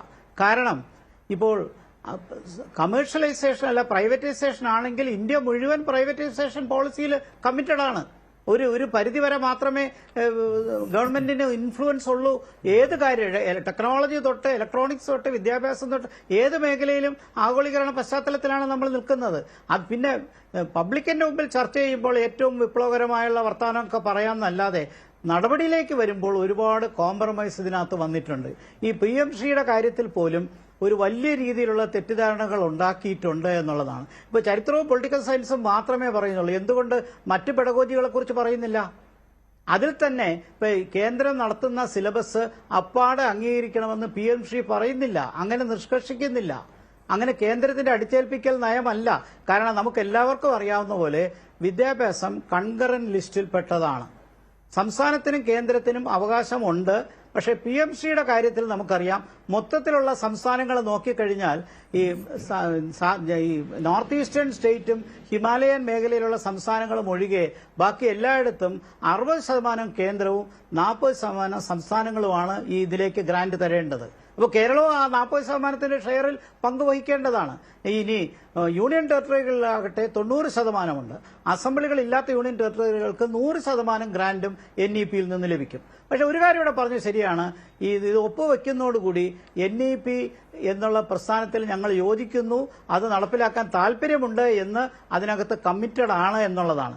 അതിന്റെ അർത്ഥം ഈ നമ്മൾ പറയുന്നത് പോലെ ഒരു ഓവറായിട്ടുള്ള ഒരു കേന്ദ്രീകരണം സിലബസിന്റെ കാര്യത്തിലോ അതല്ല ഇനി കാവ്യവൽക്കരണത്തിന്റെ കാര്യം, അവിടെ എന്ത് കാവ്യവൽക്കരണമാണെന്നുള്ളത് എനിക്ക് അറിഞ്ഞുകൂടാ. NEP 2020 വന്നതാണ്. കാരണം പല സംസ്ഥാനങ്ങളും നടപ്പിലാക്കി, പലയിടത്തും വന്നിട്ടുണ്ട്. അവിടെയൊന്നും റേസ് ചെയ്യാത്ത ഇഷ്യൂസ് ആണ് ഇവിടെ പലപ്പോഴും വരുന്നത്. അത് മാത്രമല്ല, നിലപാട് അതാണ്. Doctor G. ഗോപകുമാർ ഇപ്പോൾ നടപ്പാക്കി എന്ന് വെച്ച് പോലും CPM-നും അതിൽ നിന്ന് ഒഴിഞ്ഞു മാറാൻ കഴിയുകയില്ല. അതാണല്ലോ ഗോവിന്ദമാഷ് ആവർത്തിച്ച് പറയുന്നത്, NEP ഞങ്ങൾ നടപ്പിലാക്കില്ല, PMC ഞങ്ങൾ ഒപ്പുവെച്ചു എന്ന്. അതാണ്, അതൊരു വൈരുദ്ധ്യമല്ലേ? അത് നേരത്തെ ജയകൃഷ്ണൻ ചൂണ്ടിക്കാണിച്ച വളരെ ശരിയാണ്. കാരണം PMCയുടെ ഒപ്പിടുമ്പോൾ ആ സ്റ്റേറ്റ്മെന്റിനകത്ത് NEP നടപ്പിലാക്കാൻ ഞങ്ങൾ കമ്മിറ്റഡ് ആണ് എന്നുകൂടി ആ സ്റ്റേറ്റ്മെന്റിലുണ്ട്. അതിന്റെ ആ സൈറ്റിലെടുത്ത് നോക്കിയാൽ അറിയാം. NEP-യിലോടുള്ള യോജിപ്പ് നമ്മൾ യോജിച്ചുകൊണ്ടാണ് ഇതിലേക്ക് വരുന്നത്. കാരണം NEP ഇല്ലാതെ PMC ഇല്ല. ഇത് രണ്ട് ബ്രോഡ് ഫ്രെയിംവർക്കിൽ NEP-യും അതിന്റെ മുൻപന്തിയിൽ നിൽക്കുന്നതാണ് PMC. ആ PMCയുടെ നല്ല വശങ്ങൾ നമ്മൾ എടുത്ത് പറയേണ്ട കാര്യങ്ങൾ ഒരുപാടുണ്ട്. നമ്മുടെ കേരളത്തിലെ എല്ലാ വിദ്യാഭ്യാസ സ്ഥാപനങ്ങളും ഏറ്റവും മികവുറ്റാണെന്നൊന്നും ഞാൻ ഒരിക്കലും പറയില്ല. ഇതിനനുസരിച്ച് കുറച്ച് നല്ല ഷോക്കേസ് ചെയ്യാൻ പറ്റുന്ന കുറെ നല്ല സ്കൂളുകൾക്ക് ഏറ്റവും മുന്നോട്ട് പോകാം. പബ്ലിക് ഫണ്ടഡ് സ്കൂളുകൾ, അത് CBSE സ്കൂളുകളല്ല ഞാൻ പറയുന്നത്, സംസ്ഥാന ഗവൺമെന്റിന്റെ പോളിസിയുള്ള, സ്റ്റേറ്റ് പോളിസിയുള്ള CBSE-ക്കാരെ ഗവൺമെന്റ് ഓഫ് ഇന്ത്യയുടെ സ്കൂളുകളിൽ നടപ്പിലായിക്കൊള്ളും. അത് കാരണം കേന്ദ്രത്തിന്റെ കീഴിലായതുകൊണ്ട്. പക്ഷേ സംസ്ഥാന ഗവൺമെന്റിന്റെ എയ്ഡഡ് സ്കൂളുകൾക്കും ഗവൺമെന്റ് സ്കൂളുകൾക്കും അതിൽ ഷോക്കേസ് ചെയ്യാൻ പറ്റുന്ന നല്ല സ്കൂളുകൾക്ക് ഏറ്റവും നല്ല രീതിയിലുള്ള അടിസ്ഥാന വികസനം, ഡിജിറ്റലായിട്ടുള്ള കാര്യങ്ങളിലുള്ള പ്രൊമോഷൻ, അധ്യാപകരുടെ പരിശീലനം, എക്സ്ട്രാ കരിക്കുലർ ആക്ടിവിറ്റീസ് എന്ന് തുടങ്ങി 6ഓളം പ്രധാനപ്പെട്ട ഐറ്റത്തിൽ ഇതിൽ മാറ്റങ്ങൾ വരുത്താനുള്ള സംഭാവന കിട്ടും. ആദ്യത്തെ വർഷമായിരിക്കും 18 കോടി രൂപ കിട്ടുന്നത്. 5 വർഷം കൊണ്ടാണ് 1 കോടി രൂപ ഒരു സ്കൂളിന് കിട്ടുന്നത്. അപ്പൊ ഇതിന്റെ നല്ല ആശയങ്ങളെ ഒരുപക്ഷെ മനസ്സിലാക്കി കൊടുക്കാൻ എനിക്ക് തോന്നുന്നത്, എന്റെ ഒരു ഗസ് ഇതാണ്, സെക്രട്ടേറിയറ്റിൽ അല്ല തന്നെ നഷ്ടപ്പെടുത്തി. അത് എന്തുകൊണ്ട് നമുക്ക് ആദ്യം തൊട്ട് ചോദിച്ചുകൂടാ? നമുക്ക് എന്തുകൊണ്ട് അത് ചോദിച്ചു? നമുക്ക് 5 വർഷം തരണമെന്ന് ആവശ്യപ്പെടാമല്ലോ. ഇത് പലപ്പോഴും ഇത്തരം നയങ്ങൾ നടപ്പിലാക്കുമ്പോൾ ബ്യൂറോക്രസിക്ക് ഒരു വലിയ പങ്കുണ്ട്. നമ്മളത് കുറച്ച് കാണല്ലേ. ഒരുപക്ഷെ ഡൽഹിയിലിരിക്കുന്ന ബ്യൂറോക്രാറ്റ്സും കേരളത്തിലെ സെക്രട്ടറിയിലെ ബ്യൂറോക്രാറ്റ്സും തമ്മിൽ ഇക്കാര്യത്തിൽ 5 വർഷം കിട്ടുന്നുള്ള ഉറപ്പുള്ളതുകൊണ്ടായിരിക്കും. അല്ലാതെ ഒരു കൊല്ലത്തേക്ക് എന്തിനാ PMC? ഒരിക്കലും PMC ഒരു കൊല്ലത്തേക്കായിട്ട് വരില്ല. അങ്ങനെ ഞാൻ വിശ്വസിക്കുന്നുമില്ല. ആ നിലയ്ക്കേ മുന്നോട്ട് പോകാൻ പറ്റും. അത് ബ്യൂറോക്രാറ്റ്സ് തമ്മിൽ ഒരു അണ്ടർസ്റ്റാൻഡിംഗ് ഉണ്ട്. ചന്ദ്രകാന്ത് മറ്റൊരു കാര്യമെന്ന് പറയുന്നത്, ഇപ്പോൾ ഗോവിന്ദമാഷ് നയങ്ങൾ നടപ്പിലാക്കുന്നത് നമുക്ക് ഈ ചർച്ച ചെയ്യുമ്പോൾ ഞാൻ താങ്കളിലേക്ക് വരാം. ചന്ദ്രകാന്ത്, ഗോവിന്ദമാഷ് ആവർത്തിച്ച് പറയുന്നു, ഇന്നും പറഞ്ഞു, കഴിഞ്ഞ ദിവസവും അദ്ദേഹം പറഞ്ഞു, ഇപ്പോൾ ഇടത് പാർട്ടികളുടെ നയം അതേപടി നടപ്പാക്കുന്നു. ഗോവിന്ദമാഷ് ഇന്നത്തെ അദ്ദേഹത്തിന്റെ ബൈറ്റ് കൂടി കേൾക്കാം. അദ്ദേഹത്തിന്റെ ഒരു പ്രസംഗമായിരുന്നു. ഗോവിന്ദമാഷിന്റെ പ്രതികരണം. കമ്മ്യൂണിസ്റ്റ് പാർട്ടി മുന്നോട്ടേക്ക് വെച്ച എല്ലാ മുദ്രാവാക്യവും നടപ്പിലാക്കാൻ സാധിക്കുന്ന ഒരു ഗവൺമെന്റാണ് ഈ ഗവൺമെന്റ് എന്ന തെറ്റിദ്ധാരണ വേണ്ട. അതാണ് ഗവൺമെന്റിന്റെ പരിമിതി. എന്നാൽ ഈ ഗവൺമെന്റിന് ജനങ്ങൾക്ക് ആശ്വാസം നൽകാനാവും, അവർക്ക് ഒരുപാട് ആനുകൂല്യങ്ങൾ കൊടുക്കാനാവും. അതാണ് സവിശേഷമായ ഇന്നത്തെ പരിതസ്ഥിതിയിലുള്ള നമുക്ക് ചെയ്യാനാവുന്ന ആയുധമായിട്ട് ഉപയോഗിക്കാൻ പറ്റുന്നത്. ഒരു ഭാഗത്ത് പരിമിതിയുണ്ട്, മറുഭാഗത്ത് അവസരമുണ്ട്. അവസരം ഉപയോഗിച്ചുകൊണ്ട് ജനങ്ങളെ സഹായിക്കുക, പരിമിതി ഉണ്ട് എന്ന് ജനങ്ങൾ മനസ്സിലാക്കുക. ഇതാണ് 57-ലെ സഖാവ് EMS-ന്റെ ഗവൺമെന്റ് ആദ്യമായിട്ട് ഒരു കമ്മ്യൂണിസ്റ്റ് പാർട്ടി നേതൃത്വത്തിലുള്ള ഗവൺമെന്റ് ലോക ചരിത്രത്തിലാദ്യമായി അധികാരത്തിൽ വന്നപ്പോൾ EMS പറഞ്ഞത്. ചന്ദ്രകാന്ത്, ഇങ്ങനെ ഒരു കാര്യം ഗോവിന്ദൻ മാഷ് ആവർത്തിച്ച് പറയുന്നുണ്ട്. അതായത് CPM-ന്റെ നയം അതാണ്, ഭരണത്തിലിരിക്കുന്ന സർക്കാരിന് അതിൻ്റെ പരിമിതികളുണ്ട്. അത് ഇതിൻ്റെ കാര്യത്തിലും അതെ, കേന്ദ്രത്തിൻ്റെ ഫണ്ടിങ്ങനെ തടഞ്ഞു വെക്കപ്പെടുമ്പോൾ അതിന് അടവ് നയം പ്രയോഗിക്കേണ്ടതായി വരും. നേരത്തെ ഒരു ബൈറ്റിൽ അദ്ദേഹം അത് കൃത്യമായിട്ട് പറഞ്ഞിരുന്നു.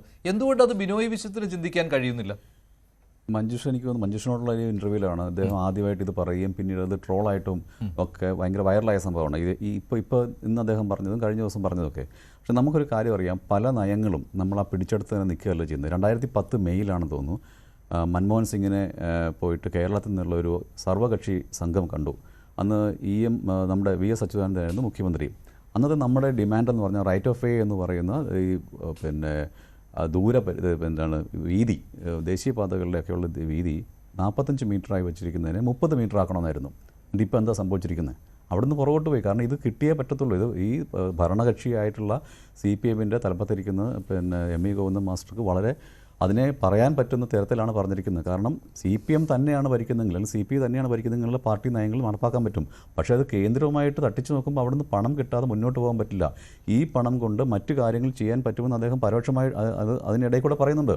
കാരണം ജനങ്ങൾക്ക് എന്താ പറയുക, ക്ഷേമ കാര്യങ്ങൾ ചെയ്യാൻ പറ്റും എന്നുള്ളത് തന്നെ അദ്ദേഹം പറയുന്നുണ്ട്. ഇതൊരു സർക്കാരിന് ചെയ്യാൻ പറ്റുന്ന, കേരളത്തിലെ ഇടതുപക്ഷ മുഖമുള്ള ഒരു സർക്കാരിന് ചെയ്യാൻ പറ്റുന്ന കാര്യമാണ്. അതുപോലെ നമുക്കറിയാം, നവോദയ സ്കൂൾ ഇന്ത്യയിൽ വന്നപ്പോൾ 40 കൊല്ലം മുമ്പാണ് വന്നത്. അന്ന് കേരളത്തിൽ നടന്നിട്ടുള്ള പ്രക്ഷോഭങ്ങൾക്ക് കയ്യും കണക്കുമില്ല. അന്ന് ഇതിനെതിരായി പോരടിച്ച് സമരം ചെയ്ത് പരുക്കേറ്റ് കിടന്ന ആൾക്കാരിന്ന് മന്ത്രിസഭയിലുണ്ട്. അപ്പോൾ അവിടെ നിന്ന് മാറിയില്ലേ? അപ്പോൾ എന്തായിരുന്നു എന്ത് അടിസ്ഥാനത്തിലാണ് നവോദയ സ്കൂളിനെ അന്ന് എതിർത്തത്? നവോദയ സ്കൂൾ, ജവഹർ നവോദയ സ്കൂൾ, ഈ സ്കൂളെന്ന് പറഞ്ഞാൽ ഇന്ത്യയിലെ എല്ലാ ജില്ലകളിലും റെസിഡൻഷ്യൽ അടിസ്ഥാനത്തിലുള്ള സ്കൂളുകൾ വരുന്നത്. അന്ന് അതിനുള്ള എതിർപ്പുണ്ടായിരുന്നു. അന്നത്തെ എതിർപ്പ് അന്നൊന്നും ഇവർക്ക് ബുദ്ധിയില്ലായിരുന്നോ അല്ലെങ്കിൽ വിവരമില്ലായിരുന്നോ പറയാൻ പറ്റില്ല. ഓരോ കാലത്തും ഇത്തരം എതിർപ്പുകളുണ്ടാവും. കാലം കഴിയുമ്പോൾ നമുക്ക് അതിനുള്ള എതിർപ്പിനോടുള്ള ഒരു ശക്തി കുറയുകയും അത് നടപ്പാക്കുകയും ചെയ്യും. ഇത് ഇപ്പോൾ അദ്ദേഹം പറഞ്ഞത് വളരെ കൃത്യമല്ലേ? ഇപ്പം എനിക്കൊന്ന് നമ്മളിപ്പോൾ അന്ന് പറഞ്ഞപ്പോൾ 2-3 മാസം മുമ്പ് നമുക്ക് ട്രോളോ പോലെയാണ് തോന്നിയത്. ഇപ്പോൾ അത് വളരെ വ്യക്തമായിട്ട് അദ്ദേഹം പറയുന്നുണ്ട്. പരിമിതികൾ മനസ്സിലാക്കി തന്നെയാണ് മുന്നോട്ട് പോകേണ്ടത്. അല്ലാതെ പരിമിതി, ഇപ്പം ഈ പറഞ്ഞ പണം വളരെ കേരളം പോലെ സംസ്ഥാനത്തിന് വളരെയധികം അത്യാവശ്യമായതുകൊണ്ടാണെന്ന് പലതവണ മന്ത്രി ശിവൻകുട്ടി കഴിഞ്ഞ ദിവസത്തെ ആ പത്രസമ്മേളനത്തിൽ പറഞ്ഞു. പിന്നീടും പറഞ്ഞു. ഇത് പണമില്ലാതെ മുന്നോട്ട് പോകുന്നതിനെക്കുറിച്ച് ആലോചിക്കാൻ പറ്റില്ല. അത് ഏത് തരത്തിൽ നേടിയെടുക്കാൻ പറ്റും? അത് ചിലപ്പോൾ അടവ് നയമായിട്ടാകാം, ജയകൃഷ്ണ സാർ പറയുന്നത് കോടതിയെ സമീപിക്കാമായിരുന്നല്ലോ എന്നാണ്. എനിക്ക് തോന്നുന്നു അതിനകത്തൊരു സംഭവമുള്ളത്, തമിഴ്നാട് അങ്ങനെ തന്നെയാണോ പണം വാങ്ങിച്ചിരിക്കുന്നതെന്ന് സംശയമുണ്ട്. തമിഴ്നാടിൻ്റെ കാര്യത്തിൽ കുറച്ചുകൂടെ വ്യത്യാസമുണ്ടെന്ന് തോന്നുന്നു. കാരണം രണ്ടാമത്തെ കാര്യം, തമിഴ്നാടിൻ്റെ സാമ്പത്തിക സ്ഥിതി കേരളത്തിൻ്റെ സാമ്പത്തിക സ്ഥിതിയായിട്ട് തട്ടിച്ചു നോക്കാനും പറ്റില്ല. നമുക്ക് നമ്മുടെ കാര്യമേ നോക്കാൻ പറ്റുള്ളൂ. അതിപ്പം ME ഗോവിന്ദൻ മാസ്റ്റർക്കാണെങ്കിലും ശിവൻകുട്ടി മിനിസ്റ്റർക്കാണെങ്കിലും കേരളത്തിലുള്ള മന്ത്രിസഭയ്ക്ക് അതേ പറ്റത്തുള്ളൂ. പക്ഷേ ഒരു കാര്യമുണ്ട്, തൊട്ടപ്പുറത്തിരിക്കുന്ന മന്ത്രിമാർക്ക് ഇത് മനസ്സിലാവുന്നില്ല എങ്കിൽ, അല്ലെങ്കിൽ അവരോട് ഇത് പറഞ്ഞ് മനസ്സിലാക്കാൻ പറ്റുന്നില്ല എന്ന് എനിക്ക് തോന്നുന്നില്ല. അവർക്കും നമ്മളെപ്പോലെയൊക്കെ ഇത് കാര്യം, നമ്മളെക്കാളും മുമ്പ് തന്നെ കാര്യം മനസ്സിലാകുന്ന ആൾക്കാരല്ലേ. അവരെന്തുകൊണ്ടാണ് ഇത്ര എതിർപ്പ് പ്രകടിപ്പിക്കുന്നത്? മറ്റൊരു കാര്യം കൂടി ഉണ്ടല്ലോ ശ്രീ മോഹൻ വർഗീസ്. ബിനോയ് വിശ്വത്തിന് ഈ മറിച്ചൊരു തീരുമാനം എടുത്തു കഴിഞ്ഞാൽ പാർട്ടിയിൽ നിന്ന് മറ്റ് ചില സമ്മർദ്ദങ്ങളുണ്ട്. ഇപ്പോൾ CPM തീരുമാനിക്കുന്നത് പോലെ അല്ലെങ്കിൽ സർക്കാരിനൊപ്പം നിൽക്കുക എന്നുള്ള കാര്യം എടുത്തുചാടി പറയുവാൻ ബിനോയ് വിശ്വത്തിനും കഴിയില്ല. അദ്ദേഹത്തിന്റെ സ്ഥാനം കൂടി നോക്കേണ്ടതുണ്ട്. പാർട്ടിയിൽ നിന്ന് ഒരു വലിയ സമ്മർദ്ദം ഉണ്ടാവും അദ്ദേഹത്തിന് സ്വാഭാവികമായിട്ടും. CPI-യിൽ നിന്ന്, CPI-യിൽ വിവിധ ഗ്രൂപ്പുകളുണ്ടല്ലോ. തീർച്ചയായും CPI-യുടെ സെക്രട്ടറി വലിയ സമ്മർദ്ദം അനുഭവിക്കുന്നുണ്ട്. പാർട്ടിക്കുള്ളിൽ തന്നെ തങ്ങൾ ഇങ്ങനെ ഇത്രത്തോളം കാലം അവഗണന സഹിച്ചുകൊണ്ട് എങ്ങനെയാണ് ഇടതുപക്ഷത്തെ ഏകോദര സഹോദരങ്ങളെ പോലെ എത്ര കാലം നിൽക്കാനാവും? ഈ ചോദ്യം പല വേദികളിൽ CPI എന്ന പാർട്ടിയുടെ പല തലങ്ങളിൽ ഉയരുന്നുണ്ട്. ഇതിനുത്തരം പറയേണ്ട ആൾ ബിനോയ് വിശ്വം എന്ന സെക്രട്ടറിയാണ്, സംസ്ഥാന സെക്രട്ടറിയാണ്. അപ്പോൾ ആ ഒരു അവസ്ഥയിൽ ഇപ്പോൾ കേന്ദ്രം കുറച്ചുകൂടി ശക്തമായ CPI-യുടെ കേന്ദ്ര general secretary, national general secretary D. രാജ കുറച്ചുകൂടി ശക്തമായ നിലപാടാണ്, വളരെ ഫോക്കസ്ഡായ നിലപാട് തന്നെയാണ് എടുത്തിരിക്കുന്നത്. ഇവിടെ അതുകൊണ്ട് സംസ്ഥാന CPI-ക്കുള്ളിൽ പുകഞ്ഞുകൊണ്ടിരുന്ന ഒരു വിഷയം തന്നെയാണ് ഈ പറയുന്ന ഒരു നയങ്ങളുമായി ബന്ധപ്പെട്ട വിഷയം. ഇവിടെ നോക്കൂ, ഈ മുൻകാലങ്ങളിൽ കോൺഗ്രസ് ബാന്ധവമാണ് CPI-ക്കെതിരെ ആരോപിച്ചിരുന്നത്. അങ്ങനെ CPI-ക്ക് ഒരു വലതുപക്ഷ വ്യതിയാനമുണ്ടായി എന്ന ആരോപണം ഏറെ കേട്ടതാണ് CPI. അത് മാത്രമല്ല, കേന്ദ്ര മന്ത്രിസഭയിൽ ഈ ചന്ദ്രാനന്ദ് മിശ്രയും ഇന്ദ്രജിത് ഗുപ്തയും ഒക്കെ ചേർന്ന ഒരു കാലഘട്ടമുണ്ട് ജനതാദൾ മന്ത്രിസഭയിലൊക്കെ. അപ്പോഴും CPM വിട്ടുനിന്നു. അപ്പോൾ അധികാരത്തിൻ്റെ പുറകെ പോകുന്ന, അധികാരത്തിന് വേണ്ടി കോംപ്രമൈസ് ചെയ്യുന്ന ഒരു പാർട്ടിയാണ് CPI എന്ന ഒരു പരാതി ഇടതുപക്ഷത്ത് പൊതുവെ ഉണ്ടായിരുന്നു. പ്രത്യേകിച്ചും CPM-ൻ്റെ ഭാഗത്ത് ഒരു ആക്ഷേപം എന്ന നിലയിൽ CPI-ക്കെതിരെ ഇതുണ്ടായിരുന്നു. അതെല്ലാം തന്നെ പഴങ്കഥയാക്കിക്കൊണ്ട് ഇപ്പോൾ വലതുപക്ഷ വ്യതിയാനം സംഭവിക്കുന്നത് CPM-നാണ് എന്ന് കാര്യകാരണ സഹിതം CPI സമർത്ഥിച്ചുകൊണ്ടിരിക്കുകയാണ്. കേരളത്തിൽ മാത്രമല്ല, ദേശീയ തലത്തിൽ. ഒരു പ്രധാനപ്പെട്ട ഉദാഹരണം തന്നെയാണ് നന്ദിഗ്രാം സിംഗ്രൂർ, വെസ്റ്റ് ബംഗാളിൽ ടാറ്റയുടെ നാനോ ഫാക്ടറി കൊണ്ടുവരുന്നതിന് വേണ്ടിയും കെമിക്കൽ ഹബ്ബ് കൊണ്ടുവരുന്നതിന് വേണ്ടിയും CPM കർഷക ഭൂമി ഒഴിപ്പിച്ചെടുത്തപ്പോൾ ഇത് വിപത്താണ്, നാളുകളിൽ അത് തിരിച്ചടിക്കും എന്ന് പ്രവാചക ദൗത്യത്തോടു കൂടി തന്നെ CPI എന്ന് പറഞ്ഞതാണ്. ഇപ്പോൾ നോക്കൂ, ബംഗാളിലെ ഇടതുപക്ഷത്തിൻ്റെ അവസ്ഥ നോക്കൂ, ത്രിപുരയിലെ ഇടതുപക്ഷത്തിൻ്റെ അവസ്ഥ നോക്കൂ. ഇത് നാളെ കേരളത്തിലും വരും. ഈ വലതുപക്ഷ വ്യതിയാനം കേരളത്തിലെ ഇടതുപക്ഷത്തിന് അടിത്തറ ഇളക്കും. അതിന് തങ്ങൾ കൂട്ടുനിൽക്കില്ല എന്ന് പറഞ്ഞുകൊണ്ട് പ്രത്യയശാസ്ത്രപരമായ ഒരു കാഠിന്യം അല്ലെങ്കിൽ ആ ഒരു ദർശനം തിരിച്ചു പിടിക്കാൻ മുൻപ് CPM ശ്രമിച്ചതുപോലെ ഇപ്പോൾ ശ്രമിക്കുന്നത് CPI ആണ്. നേരത്തെ ഇവിടെ കേട്ടല്ലോ, CPM-ൻ്റെ സംസ്ഥാന സെക്രട്ടറി MV ഗോവിന്ദൻ്റെ വാക്കുകൾ കേട്ടല്ലോ. ഒരു പ്രായോഗിക നയമാണ്. അടവ് നയം എന്ന് പറയുന്നതിനേക്കാൾ പ്രായോഗിക നിലപാടാണ്. ഈ സംസ്ഥാന സർക്കാരിൻ്റെ നയങ്ങളും ഇടതുപക്ഷത്തിൻ്റെ നയങ്ങളും സിങ്ക്രണൈസ് ചെയ്ത് പോകണം എന്ന് വാശി പിടിക്കരുത്. ഇവിടെ ജനങ്ങൾക്ക് ഉപകാരപ്രദമായ ചില കാര്യങ്ങൾ ചെയ്യുമ്പോൾ ചില വിട്ടുവീഴ്ചകൾ വേണ്ടി വന്നേക്കാം. അങ്ങനെ തൽക്കാലത്തേക്ക് വിട്ടുവീഴ്ച ചെയ്തുകൊണ്ട് പിന്നീട് ഒരു മെല്ലപ്പോക്കൻ രൂപത്തിൽ ഈ കിട്ടാനുള്ള പണം, സമഗ്ര ശിക്ഷാ അഭിയാൻ വകയിൽ കിട്ടാനുള്ള തുക വാങ്ങിയെടുക്കുകയും PM ശ്രീ ഒപ്പിട്ടാൽ മാത്രമേ അത് സാധിക്കൂ എങ്കിൽ ശരി, ഒപ്പിട്ട് വാങ്ങിയെടുക്കുകയും എന്നിട്ട് PM ശ്രീ നടപ്പാക്കുന്ന കാര്യത്തിൽ മെല്ലപ്പോക്ക് നയം സ്വീകരിക്കുകയും ചെയ്യുക എന്ന ഒരു തന്ത്രപരമായ സമീപനം. ശരി, പക്ഷേ ശ്രീ OK ജയകൃഷ്ണൻ, അത് നടപ്പാകുന്ന കാര്യമാണോ? CPI തള്ളിയ ഒരു സംഭവമാണ്. കഴിഞ്ഞ ദിവസം ഇങ്ങനെ ഒരു സമവായ നിർദ്ദേശം മുന്നോട്ട് വെച്ചിരുന്നു CPM. തന്ത്രപരമായിട്ട് ഇതിനെ സമീപിക്കാം. മെല്ലെപ്പോക്ക് അവിടെ ഇപ്പോൾ തൽക്കാലം ഈ PM ശ്രീയിലേക്ക് ഏത് സ്കൂളുകളൊക്കെയാണ് വരേണ്ടത് എന്നതിൻ്റെ പട്ടിക കൊടുക്കുന്നില്ല. അതിന് അടുത്ത അധ്യയന വർഷത്തെ വരെ സമയമുണ്ടല്ലോ അല്ലേ? അപ്പോൾ അത് നടക്കുന്ന കാര്യമാണോ? കാരണം കാശ് മേടിച്ചെടുക്കുക, എന്നിട്ട് കേന്ദ്രത്തെ പറ്റിക്കുക. അതങ്ങനെയല്ലല്ലോ. കാശ് നമുക്ക് അർഹതപ്പെട്ടതാണ്. അത് സമഗ്ര ശിക്ഷയുടെ തുകയാണ് പിടിച്ചു വെച്ചിരിക്കുന്നത്. PM ശ്രീ ഇനത്തിൽ ഞാൻ നേരത്തെ പറഞ്ഞതുപോലെ PM ശ്രീ അടുത്ത 5 വർഷത്തേക്കുള്ള പദ്ധതിയല്ല, 2023 ആരംഭിച്ച് 27 അവസാനിക്കേണ്ട ഒരു പദ്ധതിയാണ് എന്ന് ഈ MOU-ലും ഉണ്ട്. ഒപ്പുവെച്ച MOU-ലും പറയുന്നു 23 മുതൽ 27 വരെയുള്ള പദ്ധതിയാണ് എന്ന്. അപ്പോൾ ആ ഇനത്തിൽ നമുക്ക് ലഭിക്കാനുള്ള തുക ചുരുങ്ങിയ തുകയാണ്. നേരത്തെ ഈ ആ തുകയ്ക്ക് വേണ്ടിയല്ല നമ്മൾ സമഗ്ര ശിക്ഷക്ക് കോടി ശരിയാണല്ലോ അല്ലേ? സാധാരണ നമ്മൾ യൂട്ടിലൈസേഷൻ സർട്ടിഫിക്കറ്റ് കൊടുത്ത് ആണ്, ഞാൻ അതാണ് പറഞ്ഞത്, 24 ഈ അണ്ടർടേക്കിംഗ് കൊടുത്തിട്ട് നമുക്ക് ലഭിച്ച തുക എത്രയാണ്? നമുക്കൊരു കാശും അനുവദിച്ചില്ല. വീണ്ടും ഇത് കൊടുത്തു കഴിഞ്ഞാൽ നമ്മുടെ യൂട്ടിലൈസേഷൻ സർട്ടിഫിക്കറ്റും കഴിഞ്ഞ പദ്ധതി ഇനത്തിൽ നമ്മൾ ചെലവഴിച്ചതെല്ലാം കൊടുത്തു കഴിഞ്ഞാൽ അവർ അനുവദിക്കേണ്ടതാണ്. എത്ര അനുവദിക്കുമെന്ന് കണ്ടറിയേണ്ടിയിരിക്കുന്നു.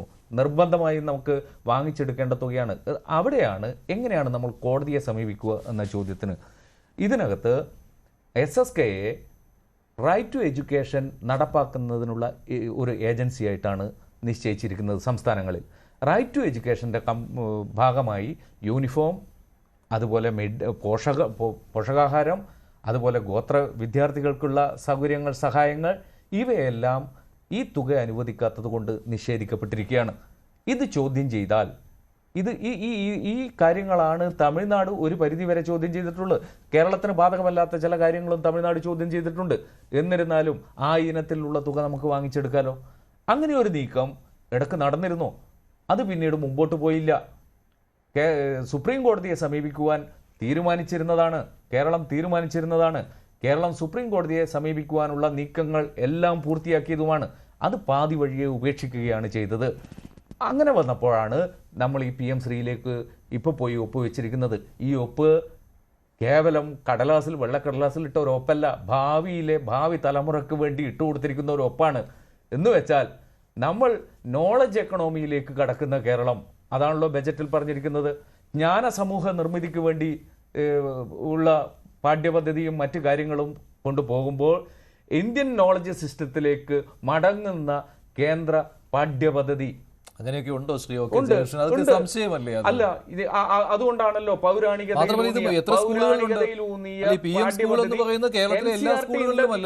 NCERT ആ പുസ്തകം ഉണ്ടാക്കി കഴിഞ്ഞു. പൗരാണികതയിൽ ഊന്നിക്കൊണ്ടുള്ള പാഠ്യപദ്ധതി ഉണ്ടാക്കി കഴിഞ്ഞു. മധ്യകാല ഇന്ത്യയെ അതുകൊണ്ടല്ലേ ആ പാഠഭാഗങ്ങളിൽ നിന്ന് ഒഴിവാക്കിയത്. സംസ്ഥാനത്തെ വിദ്യാഭ്യാസ മന്ത്രിക്ക് ആ സംശയമില്ല. സംസ്ഥാനത്തെ വിദ്യാഭ്യാസ മന്ത്രിക്ക് സംശയമില്ല. സംസ്ഥാനത്തെ വിദ്യാഭ്യാസ പദ്ധതി എന്ന് പറയുന്നത് KCF തയ്യാറാക്കിയിരിക്കുന്നത് നോളജ് ജ്ഞാന നിർമ്മിതി സമൂഹത്തെ മുമ്പ് കണ്ടുകൊണ്ടാണ്.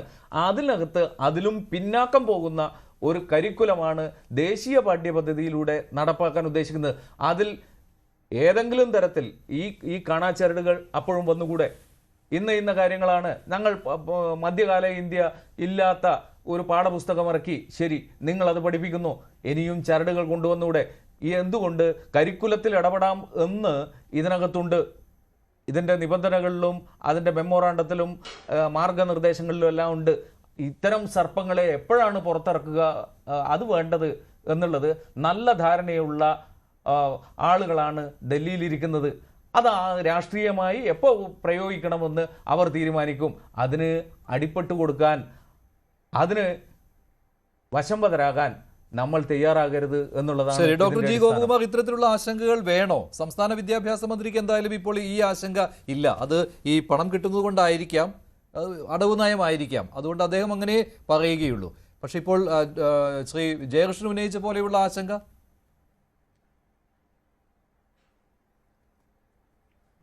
അല്ല, നമ്മൾ ഉദ്ദേശിക്കുന്ന രീതിയിലുള്ള ആശങ്കയ്ക്ക് വലിയ അർത്ഥമുണ്ടെന്ന് എനിക്ക് തോന്നുന്നില്ല. കാരണം ആവശ്യത്തിനുള്ള ഫ്ലെക്സിബിലിറ്റി PMSHIയിലുമുണ്ട്, NEPയിലുമുണ്ട്. ഒരു ദേശീയ സിലബസ് അടിച്ചേൽപ്പിക്കുന്ന ഒരു സാഹചര്യം ഒരിക്കലും ഈ രാജ്യത്തുണ്ടാവില്ല. കാരണം അത് പറ്റത്തുമില്ല. അതേസമയം ഈ വൈജ്ഞാനിക ലോകത്ത് മുന്നോട്ട് പോകുമ്പോൾ ഒരു അന്തർദേശീയ നിലവാരത്തിൽ കുട്ടികളെ പ്രാപ്തരാക്കണം. അല്ലാതെ പഴയ പൗരാണിക ചരിത്രം മാത്രം പറഞ്ഞുകൊണ്ടിരുന്നാൽ പറ്റത്തില്ല. അത് ഏതെങ്കിലും ഒരു മേഖലയിൽ അസ്ട്രോണമിയുടെ കാര്യത്തിലോ അല്ലെങ്കിൽ ആൾജിബ്രയുടെ കാര്യത്തിലോ ഒക്കെ ഉള്ള സ്റ്റേറ്റ്മെന്റ് വരുന്നല്ലാതെ സിലബസ് ഡോമിനേറ്റ് ചെയ്യാൻ പോകുന്നത് ആധുനിക വിദ്യാഭ്യാസ ആശയങ്ങളാണ്. അതാണ് ഡോക്ടർ കസ്തൂരിരംഗൻ എഴുതി വച്ചിരിക്കുന്നത്. കസ്തൂരിരംഗൻ എഴുതി വച്ചിരിക്കുന്ന റിപ്പോർട്ടും പഴയ കാലത്ത് വന്ന രാജീവ് ഗാന്ധിയുടെ സമയത്ത് വന്ന റിപ്പോർട്ടും എല്ലാം പുരോഗമന സ്വഭാവമുള്ളതായിരുന്നു. പക്ഷേ പൗരാണിക കാലത്തെ കൊണ്ടുപോകുമെന്നുള്ളതാണ്. അല്ല, CPIയുടെ ആശങ്ക പൗരാണിക കാലത്തെ കൊണ്ടുപോകുമെന്നാണ്. ഇത് ഇത്തരം ആശയങ്ങൾ കേരളത്തിന്റെ നറേറ്റീവിൽ പറയുമ്പോൾ കുറച്ച് അതിന് ഡിമാൻഡ് ഉള്ളത് കൊണ്ടാണ് അത് പറയുന്നത്. പക്ഷേ ഇന്ത്യയിലെ ഏറ്റവും വളർന്നു വരുന്ന ഒരു ഡെമോഗ്രാഫിക് ഡിവിഡൻഡ് ഉള്ള ആൾക്കാർക്ക് പഴയ പൗരാണികം പറഞ്ഞുകൊണ്ടിരുന്നാൽ അവർ ഈ ലോകത്തിലെ മൂന്നാമത്തെ സാമ്പത്തിക ശക്തി ആവുമോ? ഇത്രയും പഴയ കാര്യങ്ങൾ അതിനെന്ത് വിലയാവുള്ളൂ? ഇന്നത്തെ മാർക്കറ്റ് ഡ്രിവൺ എക്കോണമിയിൽ ഏറ്റവും സൊല്യൂഷൻ ഓറിയന്റഡ് ആയിട്ടുള്ള കാര്യങ്ങളല്ലേ പഠിക്കേണ്ടത്? പഴയ ചരിത്രം മാത്രം പഠിച്ചുകൊണ്ട് എന്ത് ഡിമാൻഡ് ഉണ്ടാവും? ഈ കുട്ടികൾക്ക് ജോലി കിട്ടുമോ? അതിന് എന്തെങ്കിലും മാർക്കറ്റ് ഉണ്ടാകുമോ? പക്ഷേ ഇതിങ്ങനെ നറേറ്റീവിൽ പറയുമ്പോൾ അതിനൊരു രാഷ്ട്രീയ വശമുണ്ടെന്നും അതിന്റെ സ്വാധീനം കേരളത്തിൽ തീർച്ചയായിട്ടും ഡിമാൻഡ് ഉണ്ടാകും. അത് രാഷ്ട്രീയപരമായി ഇടപെടുന്നത് രാഷ്ട്രീയക്കാരുടെ പ്രത്യേകതയാണ്. അത് മുന്നോട്ട് പോകും. പക്ഷേ ഞാൻ വിശ്വസിക്കുന്നില്ല കസ്തൂരിരംഗൻ ഉദ്ദേശിച്ചത് അതാണെന്ന്. ദേശീയ വിദ്യാഭ്യാസ പദ്ധതിയിലെ ഒരു 90% ആശയങ്ങളും പുരോഗമന സ്വഭാവമുള്ളതാണ്. പക്ഷെ നമ്മളിവിടെ കേട്ടിട്ടുള്ളതെല്ലാം 90% കാവ്യവൽക്കരണമെന്നാണ്. ഞാൻ അതിനോട് ഒട്ടും യോജിക്കുന്നില്ല. പോളിസി തിരിച്ചും മറിച്ചും ഒക്കെ ഞങ്ങൾ നോക്കിയിട്ട് ഏൻഷ്യൻ നോളജ് സിസ്റ്റം കൊണ്ടുവരുന്ന ആ ചാപ്റ്ററിൽ പോലും അവിടെയും നമ്മൾ നടത്തിയിട്ടുള്ള പഴയകാലത്തെ നേട്ടങ്ങളെക്കുറിച്ച് റെഫറൻസ് ഉണ്ട്. അതിനെ വക്രീകരിച്ചുകൊണ്ട് ചില മന്ത്രിമാരോ BJPക്കാരോ പറഞ്ഞിട്ടുണ്ടെങ്കിൽ അതിന് കസ്തൂരിരംഗൻ ഒരിക്കലും ഉത്തരവാദിയല്ല. പക്ഷെ അതല്ലാതെ ഇപ്പോൾ എന്ത് പറഞ്ഞാലും നമുക്കൊരു പഴയകാലത്ത് മാത്തമാറ്റിക്സിനും ആസ്ട്രോളജി ആൾജിബ്രയ്ക്കും അസ്ട്രോണമിക്കും ഒക്കെ ഒരു പാരമ്പര്യം ഉണ്ടായിരുന്നല്ലോ. അതാർക്കും കുറച്ച് കാണാൻ പറ്റും. അതിനെക്കുറിച്ച് ഡോക്ടറേറ്റോ എടുത്ത് BJP നേതാക്കൾ പറയുന്ന ഒരു കാര്യം കൂടിയുണ്ടല്ലോ, ഹെഡ്ഗേവാറിനെ പഠിപ്പിക്കും, സവർക്കറെ പഠിപ്പിക്കുമെന്നൊക്കെ. അത് പ്രകോപിപ്പിക്കാൻ വേണ്ടിയായിരിക്കും അല്ലേ? അല്ല, അതൊക്കെ രാഷ്ട്രീയക്കാർ തമ്മിൽ അടിച്ചോട്ടെ, നമുക്കത് പറയേണ്ട കാര്യമില്ല. അതിനകത്ത് ഒരർത്ഥവുമില്ല. മാത്രമല്ല അതല്ല ചരിത്രം. കാരണം ഇവിടുത്തെ ചരിത്രം നിശ്ചയിക്കുന്നത് ഇവിടുത്തെ കരിക്കുലം കമ്മിറ്റിയാണ്. അതിനകത്ത് കേന്ദ്രത്തിനൊരു സ്വാധീനമില്ല. അതുകൊണ്ടാണല്ലോ ഇത് തീർച്ചയായിട്ടും കൺകറന്റ് ലിസ്റ്റിൽ പെട്ടതാണല്ലോ. ഒരിക്കലും അടിച്ചേൽപ്പിച്ച ഒരു കാവ്യവൽക്കരണ സിലബസ് കേരളത്തിലോ ഏതെങ്കിലും ഒരു സംസ്ഥാനത്തിലോ ഉണ്ടാകുമെന്ന് ഞാൻ വിശ്വസിക്കുന്നില്ല. ഇതുമായി ബന്ധപ്പെട്ട ഞങ്ങൾ അനുഭവത്തിൽ നിന്നാണ് പറയുന്നത്. 11ഉം 12ഉം ക്ലാസ്സിലെ പാഠപുസ്തകങ്ങൾ, പ്രധാന സബ്ജക്റ്റുകളെല്ലാം ദേശീയ പാഠപുസ്തകങ്ങളാണ് കേരളത്തിൽ പഠിപ്പിക്കുന്നത്. ഈ വെട്ടിമാറ്റിയ പൊളിറ്റിക്കൽ സയൻസിൻ്റെ ഭാഗങ്ങൾ 11ാം ക്ലാസ്സിൽ നിന്നും ഒഴിവാക്കപ്പെടുകയാണ്, 12ാം ക്ലാസ്സിൽ നിന്നും ഒഴിവാക്കപ്പെടുകയാണ്. അതുപോലെ തന്നെ ചില ശാസ്ത്ര പാഠഭാഗങ്ങളും 11ഉം 12ഉം ക്ലാസ്സിലേക്ക്, കാരണം നമ്മൾ ഫോളോ ചെയ്യുന്നത് ആ ദേശീയ സിലബസിനെയാണ്. 11ഉം 12ഉം അതിനുശേഷം NCERT പുസ്തകങ്ങളെയാണ്. അതിനുശേഷം സർവകലാശാല തലത്തിൽ പഠിക്കാൻ പോകേണ്ട കുട്ടികളാണ് എന്നുള്ളത് കൊണ്ട്. അപ്പോൾ ഈ പറഞ്ഞത് നേരത്തെ UGCയുടെ പറഞ്ഞു, UGCയെ സംബന്ധിച്ചിടത്തോളം എങ്ങനെയാണ് NEPയുടെ കമ്പോണൻസ് കയറി വന്നു എന്നുള്ളത് ശരിയാണ്. സർവകലാശാല ഭരണവും സർവകലാശാല തലത്തിലും ശ്രീ ഗോപകുമാർ സാർ പറഞ്ഞ പോലെ അതിൽ ഏറ്റവും നല്ല ധാരണ ആ രംഗത്ത് നിന്നും വന്ന ആളെന്ന നിലയിൽ അദ്ദേഹത്തിന് അറിയാവുന്നതാണ്. UGC ആണ് സർവകലാശാല തലത്തിലുള്ള ഭരണ നിർവഹണത്തെയും അതിൻ്റെ സാമ്പത്തിക സമാഹരണത്തെയും സാമ്പത്തിക വിനിയോഗത്തെ പറ്റിയൊക്കെ പറയുന്നത്. യൂണിവേഴ്സിറ്റി ഗ്രാൻഡ് കമ്മീഷനാണ് അതിനു വേണ്ട സഹായം ചെയ്തു കൊടുക്കുന്നത്. അതാണ് അതിന് അനുബന്ധമായിട്ടാണ് അവിടെ പരിപാടികളും പദ്ധതികളും. ശരിയാണ് ചന്ദ്ര, അത് മറ്റൊരു കാര്യം കൂടി ഇവിടെ സംഭവിച്ചു. ഈ ഒരു വിവാദം ഉണ്ടായത് നന്നായി. കാരണം ഈ നറേറ്റീവ് കുറേയൊക്കെ വെറും നറേറ്റീവ് മാത്രമാണ്.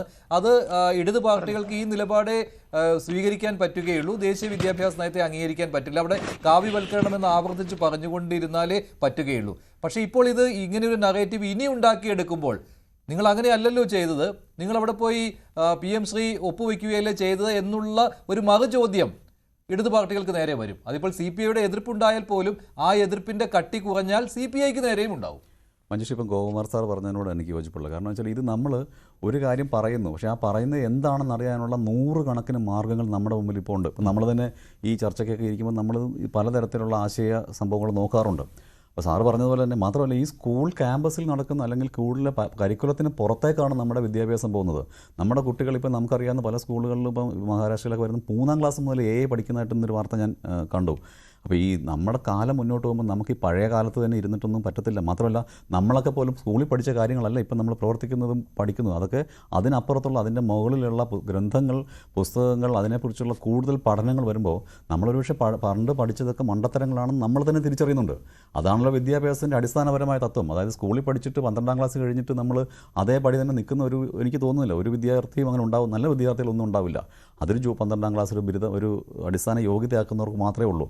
അപ്പോൾ അതുകൊണ്ട് തന്നെ കൂടുതൽ തുറന്ന ലോകത്തേക്ക് നയിക്കാൻ തരക്കവണ്ണമുള്ള ചർച്ചകളായിരിക്കണം ഉണ്ടാകുന്നത്. ഈ പറഞ്ഞ പോലെ നമ്മൾ ഏതെങ്കിലും ഒരു കാലത്ത് നിന്നിട്ട് ഇത് ഇങ്ങനെയാണ് അല്ലെ അങ്ങനെ ആയിരിക്കും എന്ന് പറയുന്നില്ല. അങ്ങനെ ഒരു ഇതില്ല. അങ്ങനെയാണ് ജയകൃഷ്ണത് അനുഭവത്തിന്റെ വെളിച്ചത്തിൽ അദ്ദേഹം പറയുകയാണ് 11ഉം 12ഉം ക്ലാസ്സുകളിലെ പാഠപുസ്തകങ്ങൾ കടന്നുകയറ്റം ഉണ്ടായപ്പോൾ അവിടെ അഡീഷണൽ പുസ്തകങ്ങൾ വെക്കേണ്ടി വന്നു, പാഠഭാഗങ്ങൾ വെക്കേണ്ടി വന്നു. ഞാൻ പറഞ്ഞത്. അപ്പോൾ അത് നമ്മുടെ ഈ അവിടെ കൊണ്ട് നിൽക്കുന്നില്ലല്ലോ. നമ്മുടെ പഠനം സ്കൂളുകൾ കൊണ്ട് നിൽക്കുന്നില്ല. ക്ലാസ് മുറികൾക്ക് പുറത്തേക്ക് പഠനം പോകണമെന്ന് പറയുന്നൊരു കാലത്താണ് നമ്മൾ നിൽക്കുന്നത്. മാത്രമല്ല നമ്മുടെ കുട്ടികളൊക്കെ പഠിക്കുന്നത് നമ്മൾ ഈ പറയുന്ന പാഠപുസ്തകങ്ങളിലെ കാര്യങ്ങൾ മാത്രമാണോ? അവരുടേതായിട്ടുള്ള രീതിയിൽ അക്വയർ ചെയ്ത് ചെയ്യുന്ന പല നോളജും അവർ പ്രായോഗിക ജീവിതത്തിൽ പ്രയോഗിക്കുന്നുണ്ട് അല്ലേ? നമുക്ക് അപ്പോൾ CPIയെ പഴഞ്ചനായിട്ട് വിശേഷിപ്പിക്കേണ്ടി വരും ഇങ്ങനെ വരുമ്പോൾ. ഒരിക്കലുമില്ല. CPIയും അതിൻ്റെ സംഘടനകളും എല്ലാം ഈ ഏതെങ്കിലും പുരോഗമനപരമായ മാറ്റത്തെ എതിർക്കുന്നവരല്ല. അത് 2 കൈ നീട്ടി സ്വീകരിക്കുന്നു. പക്ഷേ അതിൻ്റെ പേരിൽ ഒളിച്ചു കടത്തുന്ന നയങ്ങളെയാണ് ഞങ്ങൾ ചോദ്യം ചെയ്യുന്നത്. എല്ലാ കാലത്തും അത് ചോദ്യം ചെയ്യും.